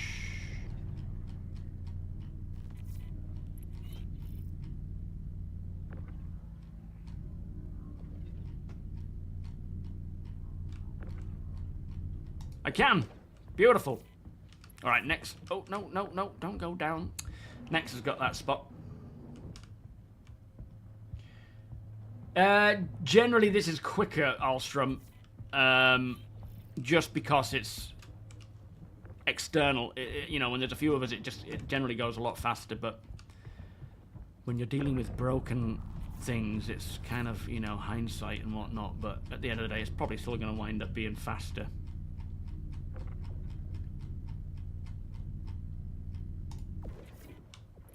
All right, you got that one. Let me head through here. We're getting there now. Number 5 seems to be doing all right before I've jinxed it. Yeah, I mean, one day we'll be able to scrap it. We could, you know, one day we'll be able to, well, we can salvage it. We can get money that way. But what would be better is when we're able to take all the components and weapons and dismantle them. Oh, we can't get through that way. But eventually, there will be an option to take the ship and claim it via, you know, getting the deeds for it and stuff.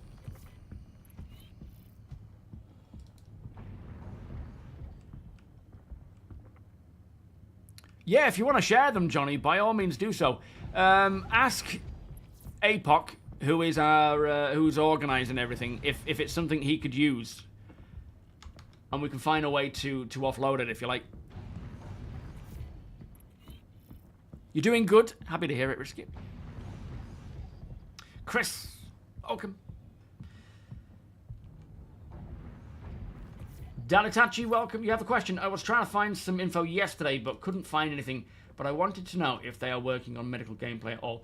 At the moment, I don't think they're working on anything beyond what we have. But that's not to say that they won't in the future. They certainly will do more.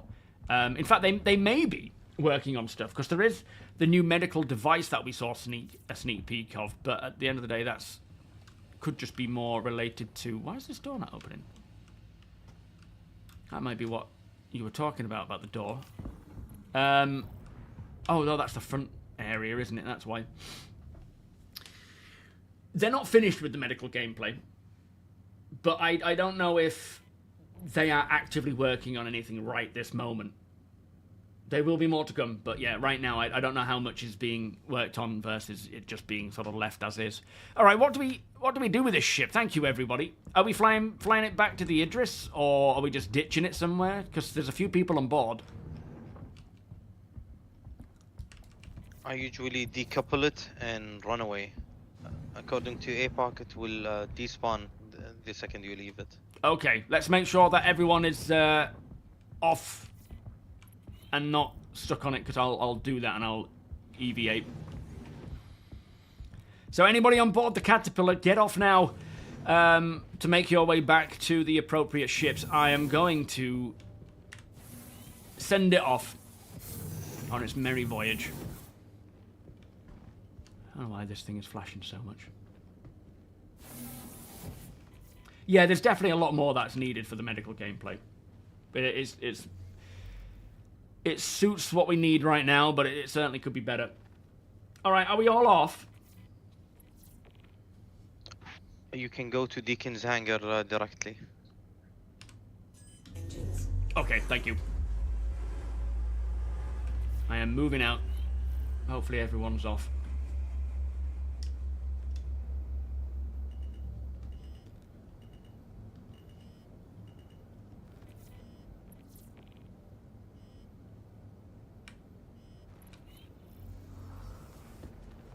Oh dear. This should just still be going, should it? Or has it actually... Oh, I need to decouple, don't I? What an idiot. It's going to come to a standstill.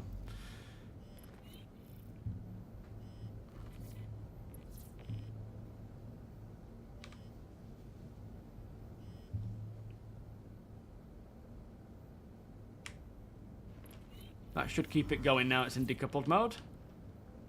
Excellent. Alright. We'll say bye-bye, ship. Oh, I missed that one. There we are, got it. We're scuttling it, but we're not booming it, Shrek. We're just letting it drift off into the black. It'll eventually get culled via the density manager anyway, but kind of cool to just let it float.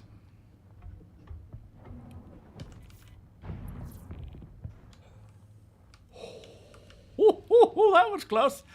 I didn't think about that, did I? I nearly got taken out by my own ship there. Well, not my ship. So, where is Deacon's hangar? Is that it? No, that can't be it.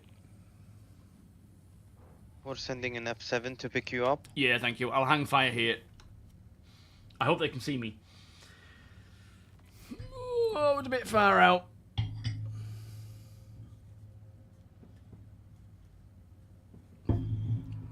Here they come.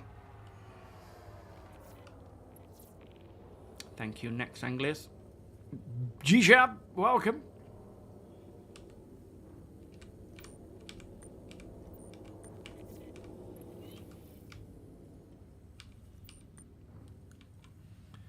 Lovely, lovely. Wait, is this an F7? Ow. What are you doing? You need to... How are you going to get back? Are you just EVAing? You don't have to do that. That's very kind of you. How are you going to get back, though? Is someone coming to pick you up next? Have we got someone picking Nex up? Poor things. Oh, is that you, Zero? Vanduul Aerospace. All systems online. Engines online. All right. Is at 100%. Now, where is... Am I still going to Deacon's hangar? Or is he now outside? Affirmative. Deacon's hangar for RTB. Roger that, alright. Landing gear raised.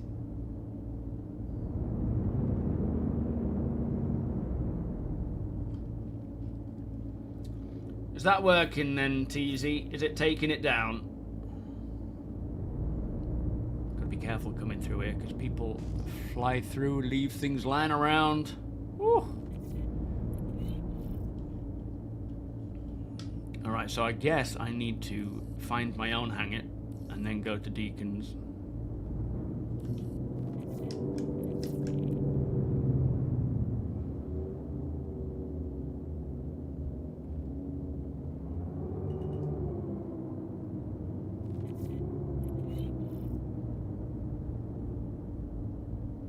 The fact that I'm getting a playable frame rate around here is crazy.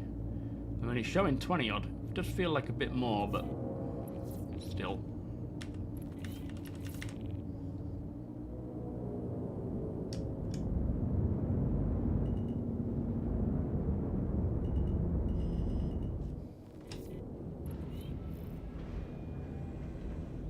Landing gear deploy. Landing complete. The elevator's saying it's obstructed. Oh, nightmare. Offline. Keep on trying. Hopefully it'll eventually get there. Do you need extra help?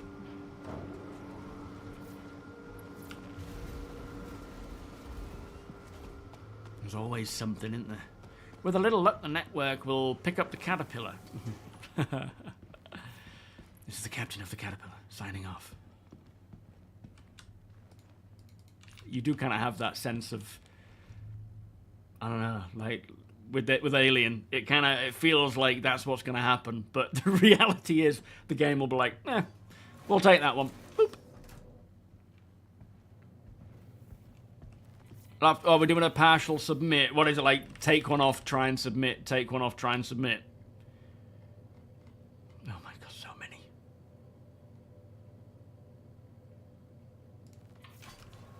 There we are.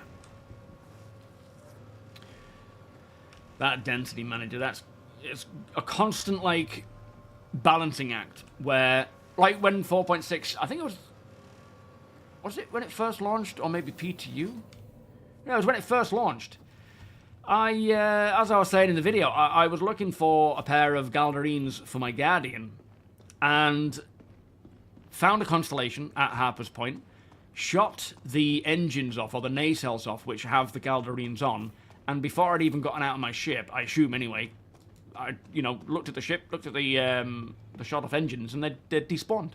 They'd cleaned up the part that fell off. So it's like, I don't know if that's still the case, but ideally there would be some form of... all right, Deacon, I'm back on now, mate.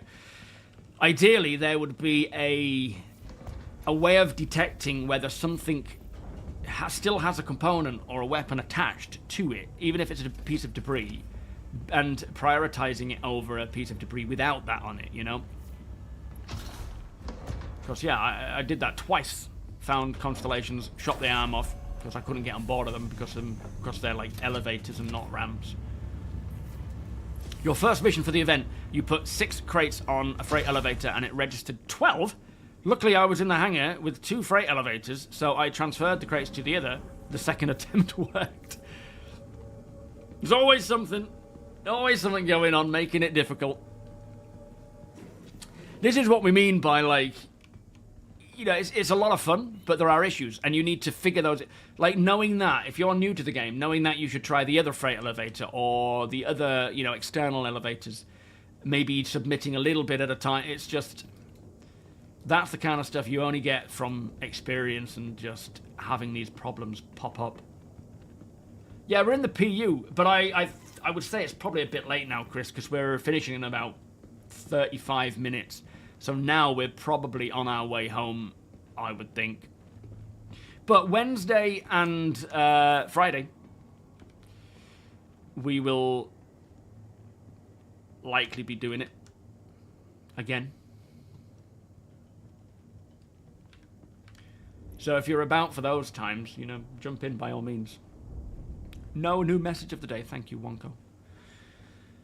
Lethius, welcome. Maybe if we could tag things with scanning for collection, which would give a higher tolerance on auto cleanup. Do you mean like we tag it so that they clean it up? I think ideally the best thing that would happen is usually ships would be the last thing to get cleaned up, even debris, because you know it's taken away from salvagers. But like ideally we would even clean up that, right? Those bits that are left, it would be for salvagers to clean up. So putting out a mission for players to go and clean that up, or just allowing players to venture around and do it themselves. This is the sort of balancing act between it being in an alpha where, you know, people may not bother doing something because there's no real permanent point to that. Whereas when it is finished and all these materials are required for crafting and base building and making current and selling stuff, people would. Plus, if we're at the start of a patch versus the end of a patch, that'll determine whether someone's likely to salvage something or not. So the density manager has to be constantly tuned up or down based on just how many players are playing. A lot of it is just tied to performance, and if a certain amount of performance degradation happens due to ships, it'll just cull it quick. But it is also very hierarchical in the sense of this is just a piece of a ship. It's not a ship which is high up on the hierarchy, it's just a piece of it.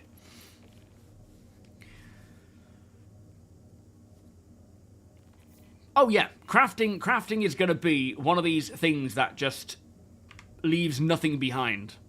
Again, it will still happen, especially when we're close to a new patch coming out. Thank you, Sparta. I love how we were both like, oops, sorry. Oops, sorry. Oh, after you. I don't think we could have timed that any better. Oh, were you wearing VR for that, Chris? For Wednesday? Nice. When I play with, you know, on a night time now, either solo or with the org, I tend to jump in VR to try and just get more used to it, see the pros and cons and stuff. And I just love it so much. You spent a week trying to sell construction material from salvage, and every terminal we found in Stanton was tapped out. What do you mean? As in, like they've got too much? Yeah, I'm not surprised you lost motivation after that. I'm just gonna nip to the loot. I might miss some missions there, but I'll be back.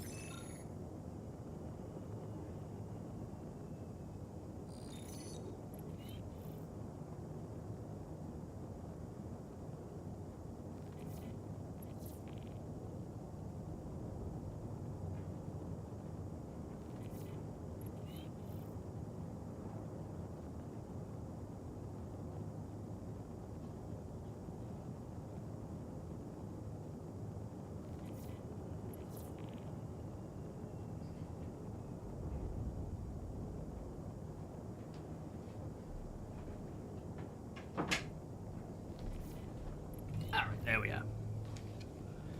Whew. Heading back through again. It's been a very productive day. With only a few issues here or there, you know. Another important thing when reporting bugs to CIG, be as detailed as possible, yes. In fact, that's one way to get Evocati, is to be very thorough with your reporting. It really helps them. Devil Dog, how you doing? They should cull the destroyed ships after some amount of... Yeah, it is about a balancing act. Ideally, they don't want to take it away from salvagers, but of course, we're in an alpha, not everyone is playing, and not everyone is bothered about doing that. Eventually, all these, even just random little pieces of a ship... Hey, Josh is upside down. I suppose it doesn't really matter. There's no such thing as upside down. But, yeah, eventually, every piece of a ship and item is going to be valuable, more valuable than it is now. You mined and refined some barras and Beck's like to turn in. Refinery gave me 4 SU boxes. When I turned those in for the 3 SU mission, it gave me 1. Yeah, there is a, I think it is per refinery or per refining type. The yield is what you really want to be paying attention to, and of course you've got to balance that to how much it costs, the time it takes, but the yield has had a big drop off. Oh, way up.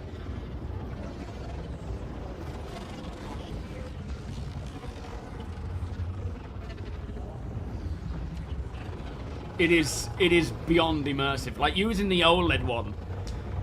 Just I've sort of hopped back and forth from OLED to ultra wide, and there are definite trade-offs there with clarity, settings versus the color popping and the depths of the blacks and so forth versus the cost of each. But I was like, I thought I would enjoy going back to ultra wide, and it's like, no, the sheer color and vibrancy of the OLED is so nice, but I have to run it at a much lower resolution because so at distance there's less clarity, whereas up close it's just like literally being inside the ship. So yeah, it's like, oh, which one do I choose to use?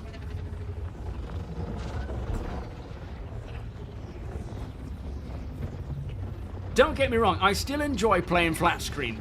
It doesn't really bother me too much, but my ideal situation would be all out VR. Hopefully we see a lot more optimizations as well to just help running it better and better settings.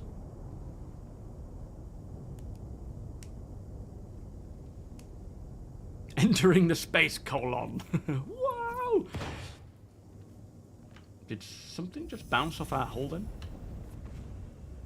I think it sounded like something hit the bow and went flinging across.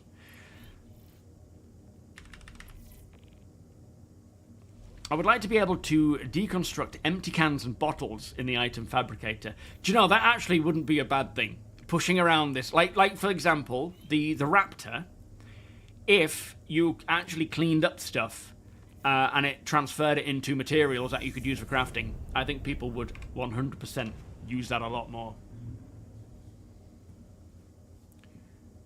You stack the G5 ultra wide above your G9.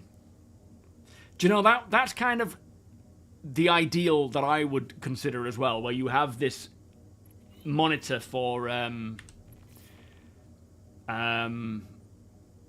like multitasking. Having it above that. I'm so concerned about putting any more weight on this desk. It's not showing any signs of like crippling, but I've got the full rail system from MONSTERTECH, the G9, my PC's on it, obviously mic as well. I would just be, I don't know, I feel like if I was to add another heavy thing, I would be so worried about it just crippling. It's a handmade desk, there's no reason why it should. It's solid, but I don't know, there must be a limit somewhere.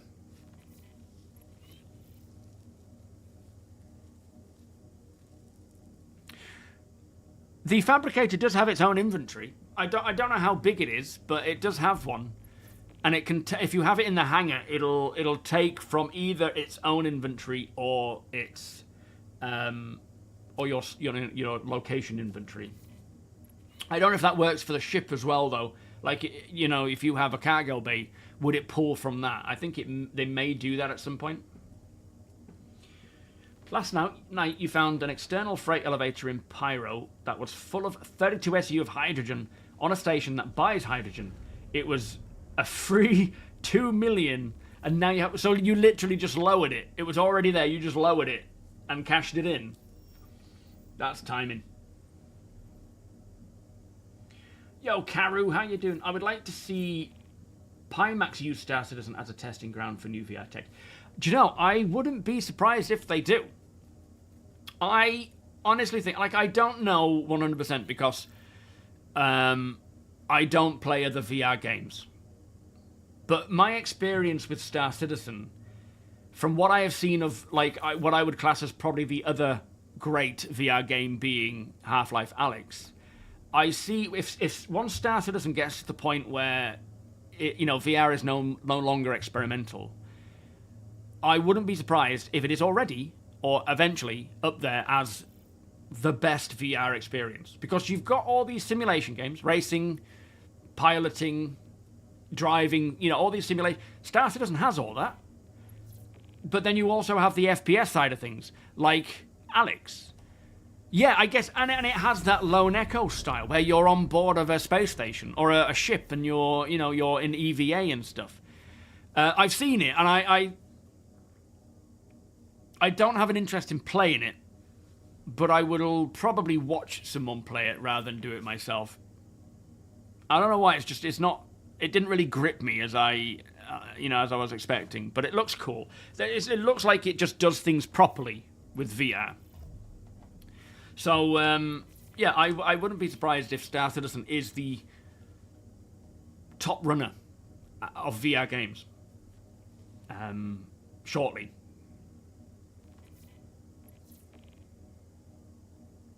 Warlord, all good, thank you, sir. How are you? Thank you guys for sharing all these contracts, by the way. We're almost there with everything, look. 50%, almost 50%. Completed that one. We're almost there with that as well. As I say, we'll keep doing this throughout the week and just keep helping to push more and more of the org members through. It is lightsaber. It's so hard to describe what Star Citizen in VR is like to somebody who's never tried it. It's like closing your eyes at your computer desk, opening them up, and then you're literally inside the game.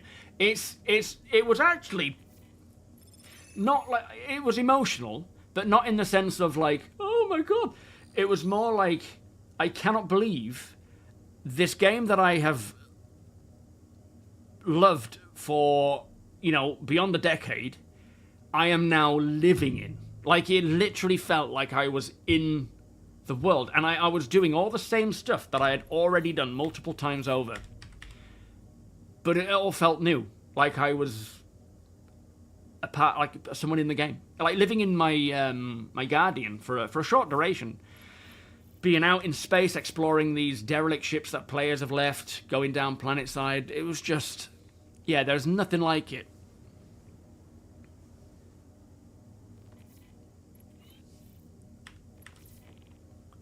Yeah, Steam Frame is their own thing, isn't it? You have an old HTC Vive. Haven't used it in years, so I'm not sure. I mean, give it a go. I don't know what the old Vive was like, but it was a high-end VR, wasn't it? So it's certainly worth trying. Working on your streaming settings after hitting affiliate. Oh, congratulations, Warlord. That's good going, mate. Yeah, talking about stream settings, I need to sort my audio out. I looked, Apoc sent me his audio settings for Steam for OBS, and mine's a mess. I have two. I have desktop and mic. He has like everything all organized perfectly, so what he wants to be heard where, I have no idea. I was like, oh, I'll just do that quickly before the stream. Not a chance. It requires a lot of fiddling with. But hopefully, I have ticked up a couple more of the desktop and mic audio that was missing, that weren't ticked up on Steam, sorry, on OBS. So I'm hoping my VODs on Twitch now have voice. Apologies. I didn't realize until you guys told me like a couple of days ago that it wasn't working. Hopefully it's working now. Oh yeah, fuck. Just these, I think one of us, I can't remember which one from the org, but they put out an issue council report for the problem with these notification pop-ups and how having them all banded together is just a nightmare.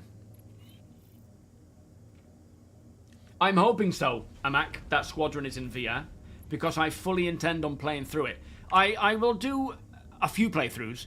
I will have my own personal playthrough. I'm hoping will be VR throughout, 100%, all of it, and then I will do a gameplay walkthrough where I'm commenting, enjoying it, and talking about it, and then I will probably do a no commentary, as immersive as possible version as well.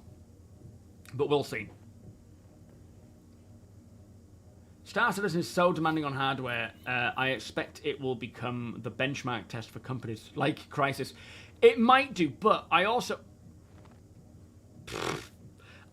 think with CIG having, you know, to build their own engine, there's also a chance that they will find a way to make it even more optimized than most AAA games, because a lot of these games use generic engines, right, that they've kind of messed with. I mean, I know Star Citizen has a similar thing going, but I wouldn't be surprised. Again, all the time in the world, no worry about resources in terms of funding. They will spend the time to make it as optimized as possible, and I wouldn't be surprised if it is, you know, not one of those, is it the new Crysis? It's kind of had that joke or meme or whatever for a while now, where, you know, Star Citizen has somewhat been the new Crysis. You've played VR daily since 2021, and the most staggering experiences for me were the open world games with VR injection, so I'm bound to agree, since we have 3 star systems with planets. Yeah, just wait till Genesis comes along and we're walking through forests. I did that a little while back. I was in my Guardian and I saw a gladiator in a forest surrounded by Copian, and the only place I could land to get close to it was about 1 kilometer away, maybe about 800 to 900 kilometers, something like that. And I had to walk through this beautiful forest, which was silent, and the snow was falling at certain times, and then the sun was shining at certain times, on Microtech. And as I got close, I started hearing the Copian. It took me a while to find the gladiator, but when I did, I could sort of see it off in the distance, just this looming ship, which is only small, but in VR, it's a big ship. And as I got close to it, I spotted the Copian, all sort of huddled together, opened fire, and then literally got chased through the forest by Copian in VR, which is its own experience, because they are in your face. Thankfully, I managed to put them down, checked out this ship, but the whole experience of walking through the forests as they are now was fun and quite mind-blowing. But when Genesis is here, whew, even better.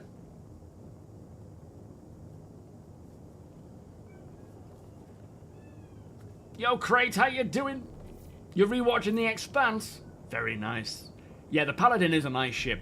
That I also experienced in VR. And literally the roof is here.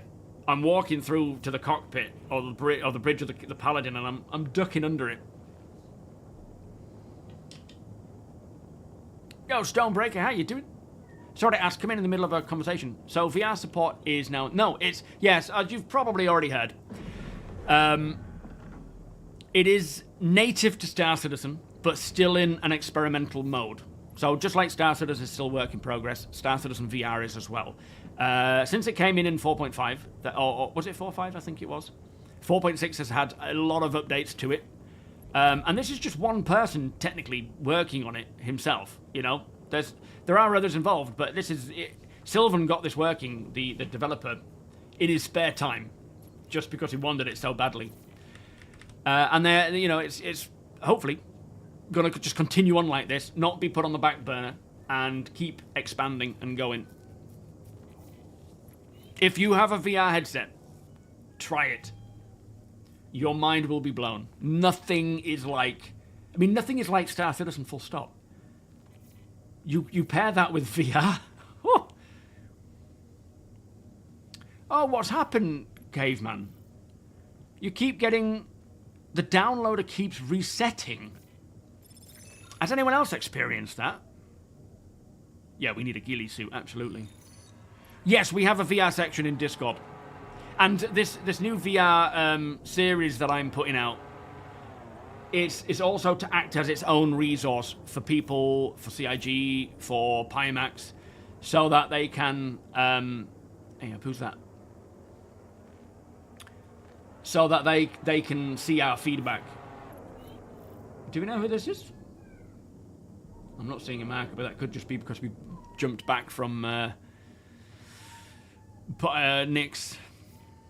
MTT, how you doing? No, it doesn't. It doesn't have controller support. Joysticks are no problem. With VR on, I have no problem at all. Thank you, Deacon. Using sticks. Wait.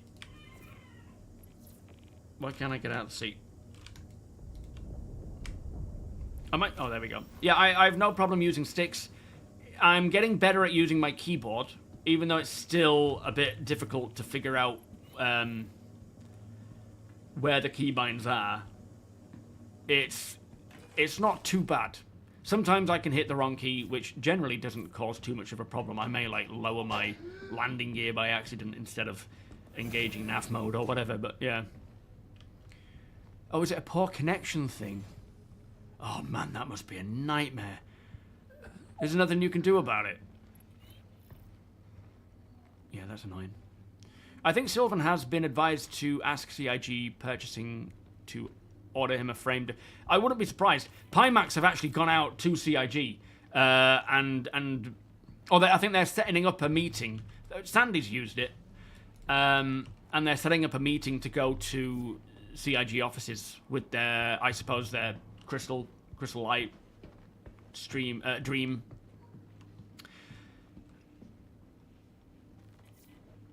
Is it this way? Yo, Gibbet, welcome.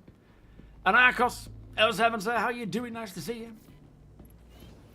Oh, you think it could be the weather? Could be. Is this the way, guys? Am I on the correct side or am I on the wrong side? Ah, here we are. No, this isn't it. Damn it. Mini-map. Good call. Oh, I've gone the wrong way. It's here. Damn it. I've gone the wrong way completely. Doc. Yeah, thank you.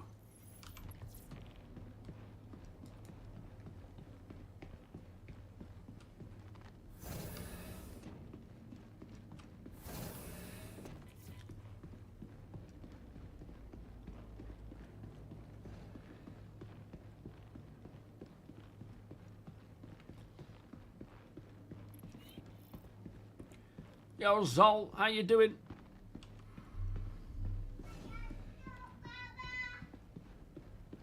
Yo, Hard Void. I've never played Elite Dangerous. Thank you, gents. Much appreciated. Have a good day. But I'm sure in a way it is similar to Elite Dangerous, with it being a space game, but it does things very differently from what I understand. Well, that was a good old turnout, wasn't it? We did quite well there.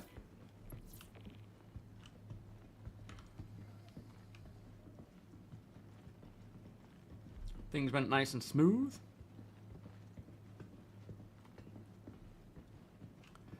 But yeah, I would say they're more very different games that offer different experiences.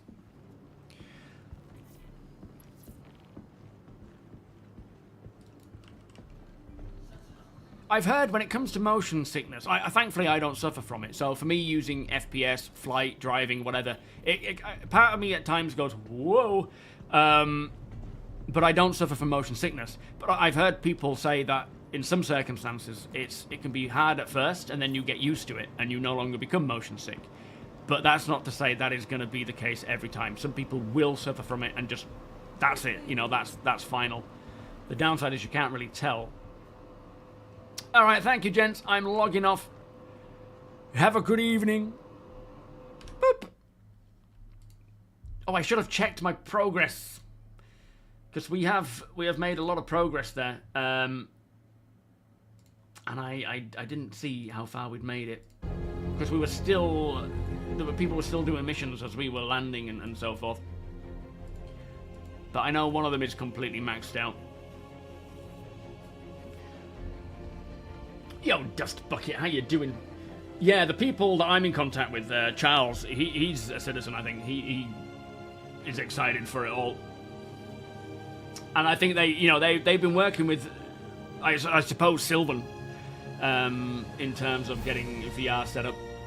And the good thing is they are in contact with CIG, so they will work together. And that's one of the reasons why I want to provide these series of VR videos, is because it doesn't just help citizens getting into VR and knowing what settings and what to do. It does help provide honest, clear feedback from everybody in the community who is leaving a comment about what they like, what they don't like, pros and cons, and so forth. Grenated, welcome. What's that, sorry? Yeah, every year it is definitely more successful. Alien in VR is evil. What was that? Alien Isolation? The Surgic, welcome. Sorry, I missed your original comment. It's moved 50, 150. I think it might have gone up a little bit more since then, but yeah. What's that, Gabet? Yeah, I am lucky in not feeling sickness. I know a lot of people, it's just, there's no getting around it. And it would suck because, obviously, you would want to experience it without that feeling.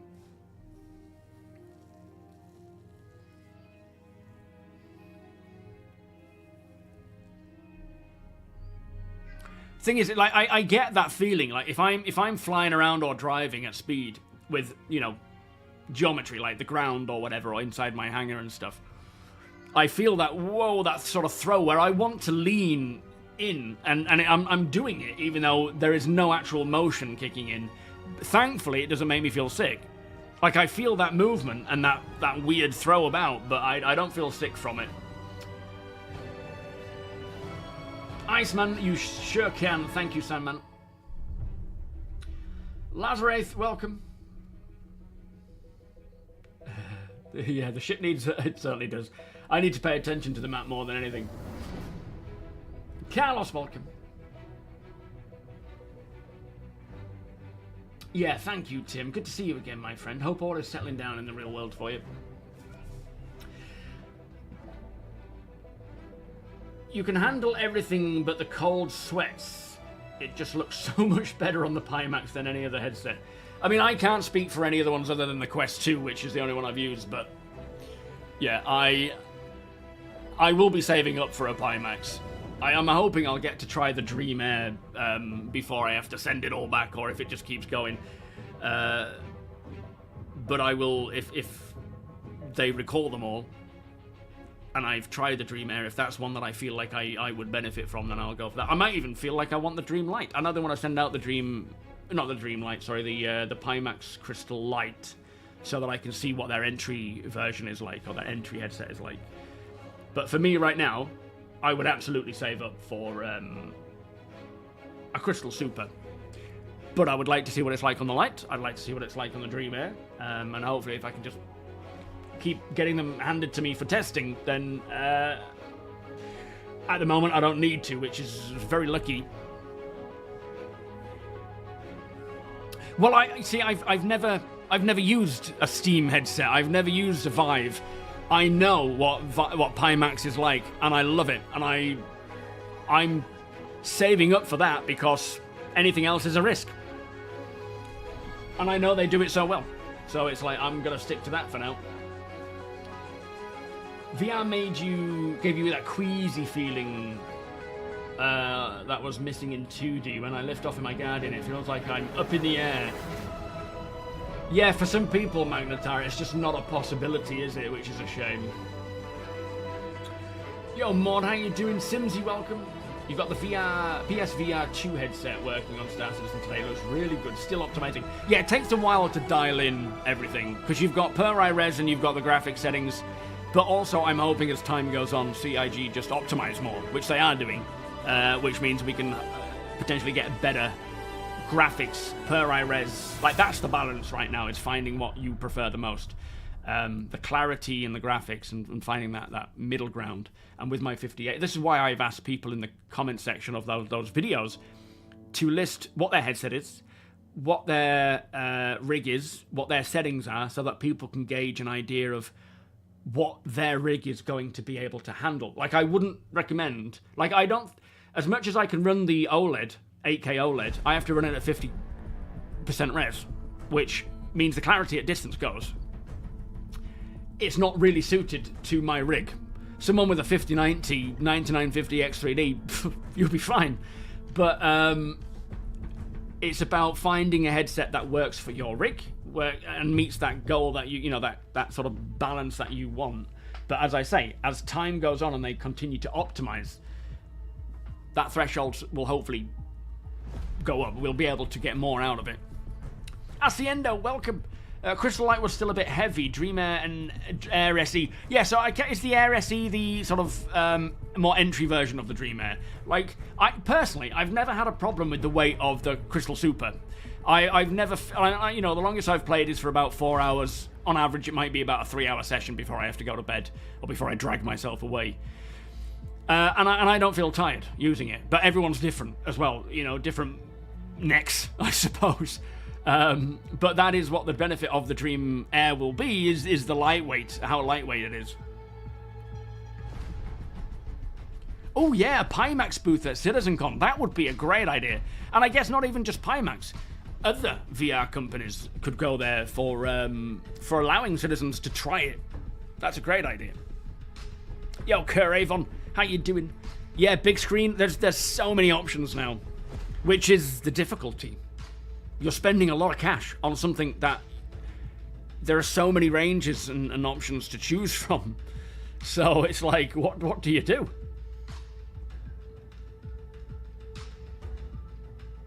I'm VRing short-sighted, yeah.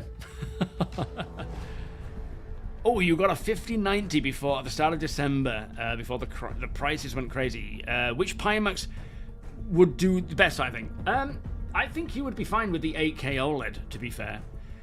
Right now, I run medium, some at high settings in-game with a 50% iRes with a 5080.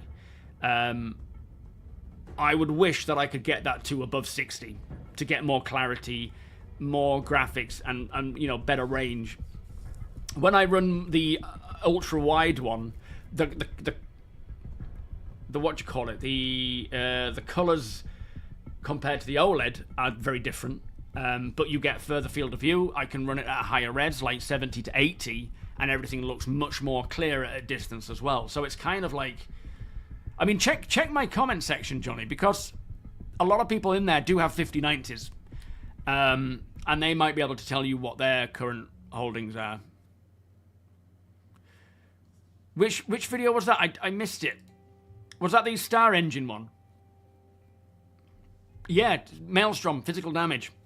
In the works, my friend. Lost Descendant, how you doing? Welcome. No, that wasn't Genesis. Genesis is... I mean, this video of mine doesn't do it justice because I didn't realize I wasn't actually rendering it at the highest possible render. But you'll kind of see what it's about. This is the Genesis planets.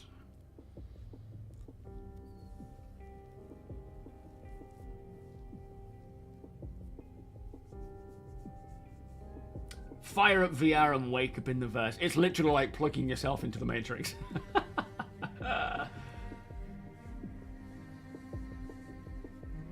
A small fan blowing cool air at your face can help. Stops overheating. Do you know, I can hear PIMAX kicking in its little fans from time to time. Not so much now that I've got the sort of DMAS headphones, but it's quite funny when you hear it kicking in. PIMAX tackled the dynamic foveated rendering. I can't remember what that means. I remember looking it up, but I can't remember what it all means.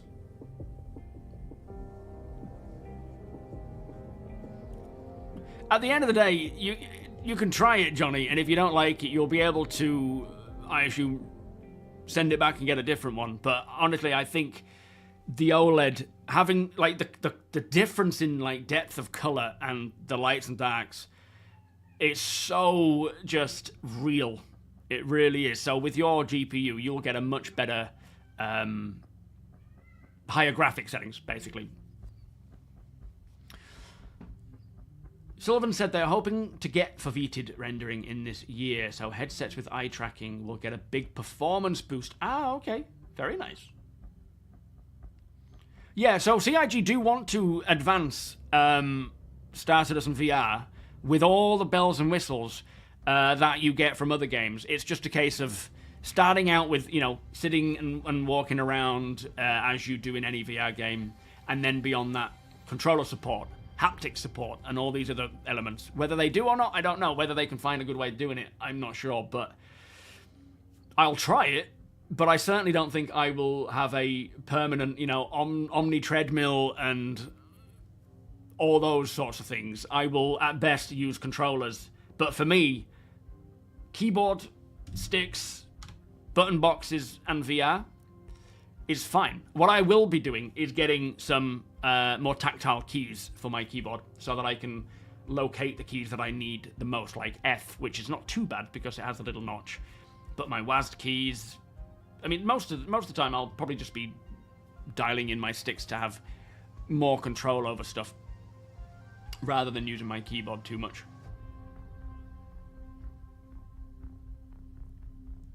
Yeah, Genesis is probably one of the things that I'm most excited for this year is just how it expands Star Citizen on every level. Or, you know, all the different... it's not just about the gameplay that comes with it, with like the soil type and the minables and creatures, you know, being embedded in it rather than just being sort of boss creatures. They're going to be living there. It's just, look at it. Like the grass, it's just phenomenal. The trees, the forests. Oh. Headset provides more detail when you're actually looking. That's right. So where your gaze is looking with eye tracking, it renders it more there and calls it everywhere else. Thank you. Yeah, out in space with OLED. Oh, it is just... You could sit there just staring. It is beautiful. Anyway, it is time for me to leave. Yo, Palmer, how you doing? Just started 2 days ago. I got the Cutlass starter pack. Was wondering what you would all recommend as the next ship for hauling. Oh boy, you've got a good range there. What do we all think? Let's help Palmer out. I'm about to pass the stream on to somebody else, but get some ideas up there for Palmer. Welcome to the verse, by the way, Palmer. So, we will have This Week in Star Citizen. That is the post going up today that's telling us what is, you know, coming out this week. I suspect it'll be a Star Citizen Live. If I was to guess, it'll be on either the Hermes, maybe, or the Salvager, or more likely something like Crafting, but I don't know. It's just guesswork there. I think it is Star Citizen Live, because we had Inside Star Citizen, we've had Spaceships. Should be Star Citizen Live unless they are changing it. We will also likely have January's monthly report. I have just put out the video for November and December's monthly report. Do certainly listen to the last bit, the R&D phase, where I break down all the graphical updates that they've brought in. Some really good stuff going on there. Most likely for Squadron more than anything, but it'll transition over. And hopefully we will hear more in this month about what's coming this year and more of the work they're doing, because they're on it now, kicking off the year good. You're welcome, Blob. Thank you, sir. Thank you, Wonko. Let me find someone to pass it on to, in fact. Hang on a minute. Best do that before I ditch out of here. Good to see you back, Soldner. Yeah, you too, owned. What am I looking for? Ah, Detox. Yes. Field testing the Storm AA ground power, because in 4.6, ground missiles, vehicle missiles got a really big buff, and they are powerful. We tried to do it on the PTU, didn't we? And that's where we had all that desync.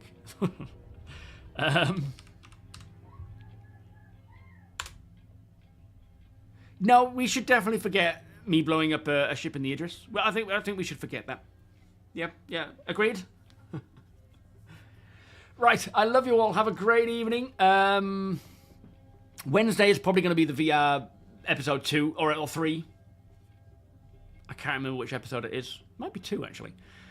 And then beyond that, it'll be monthly reports. Hopefully I can get back to doing some... Now that we're actually having a bi-monthly release of patches, the off-grid stuff should be able to sort of progress a bit better because we're not getting things reset and my home load, you know, if I'm living here, it sucks me back to the main landing zone again.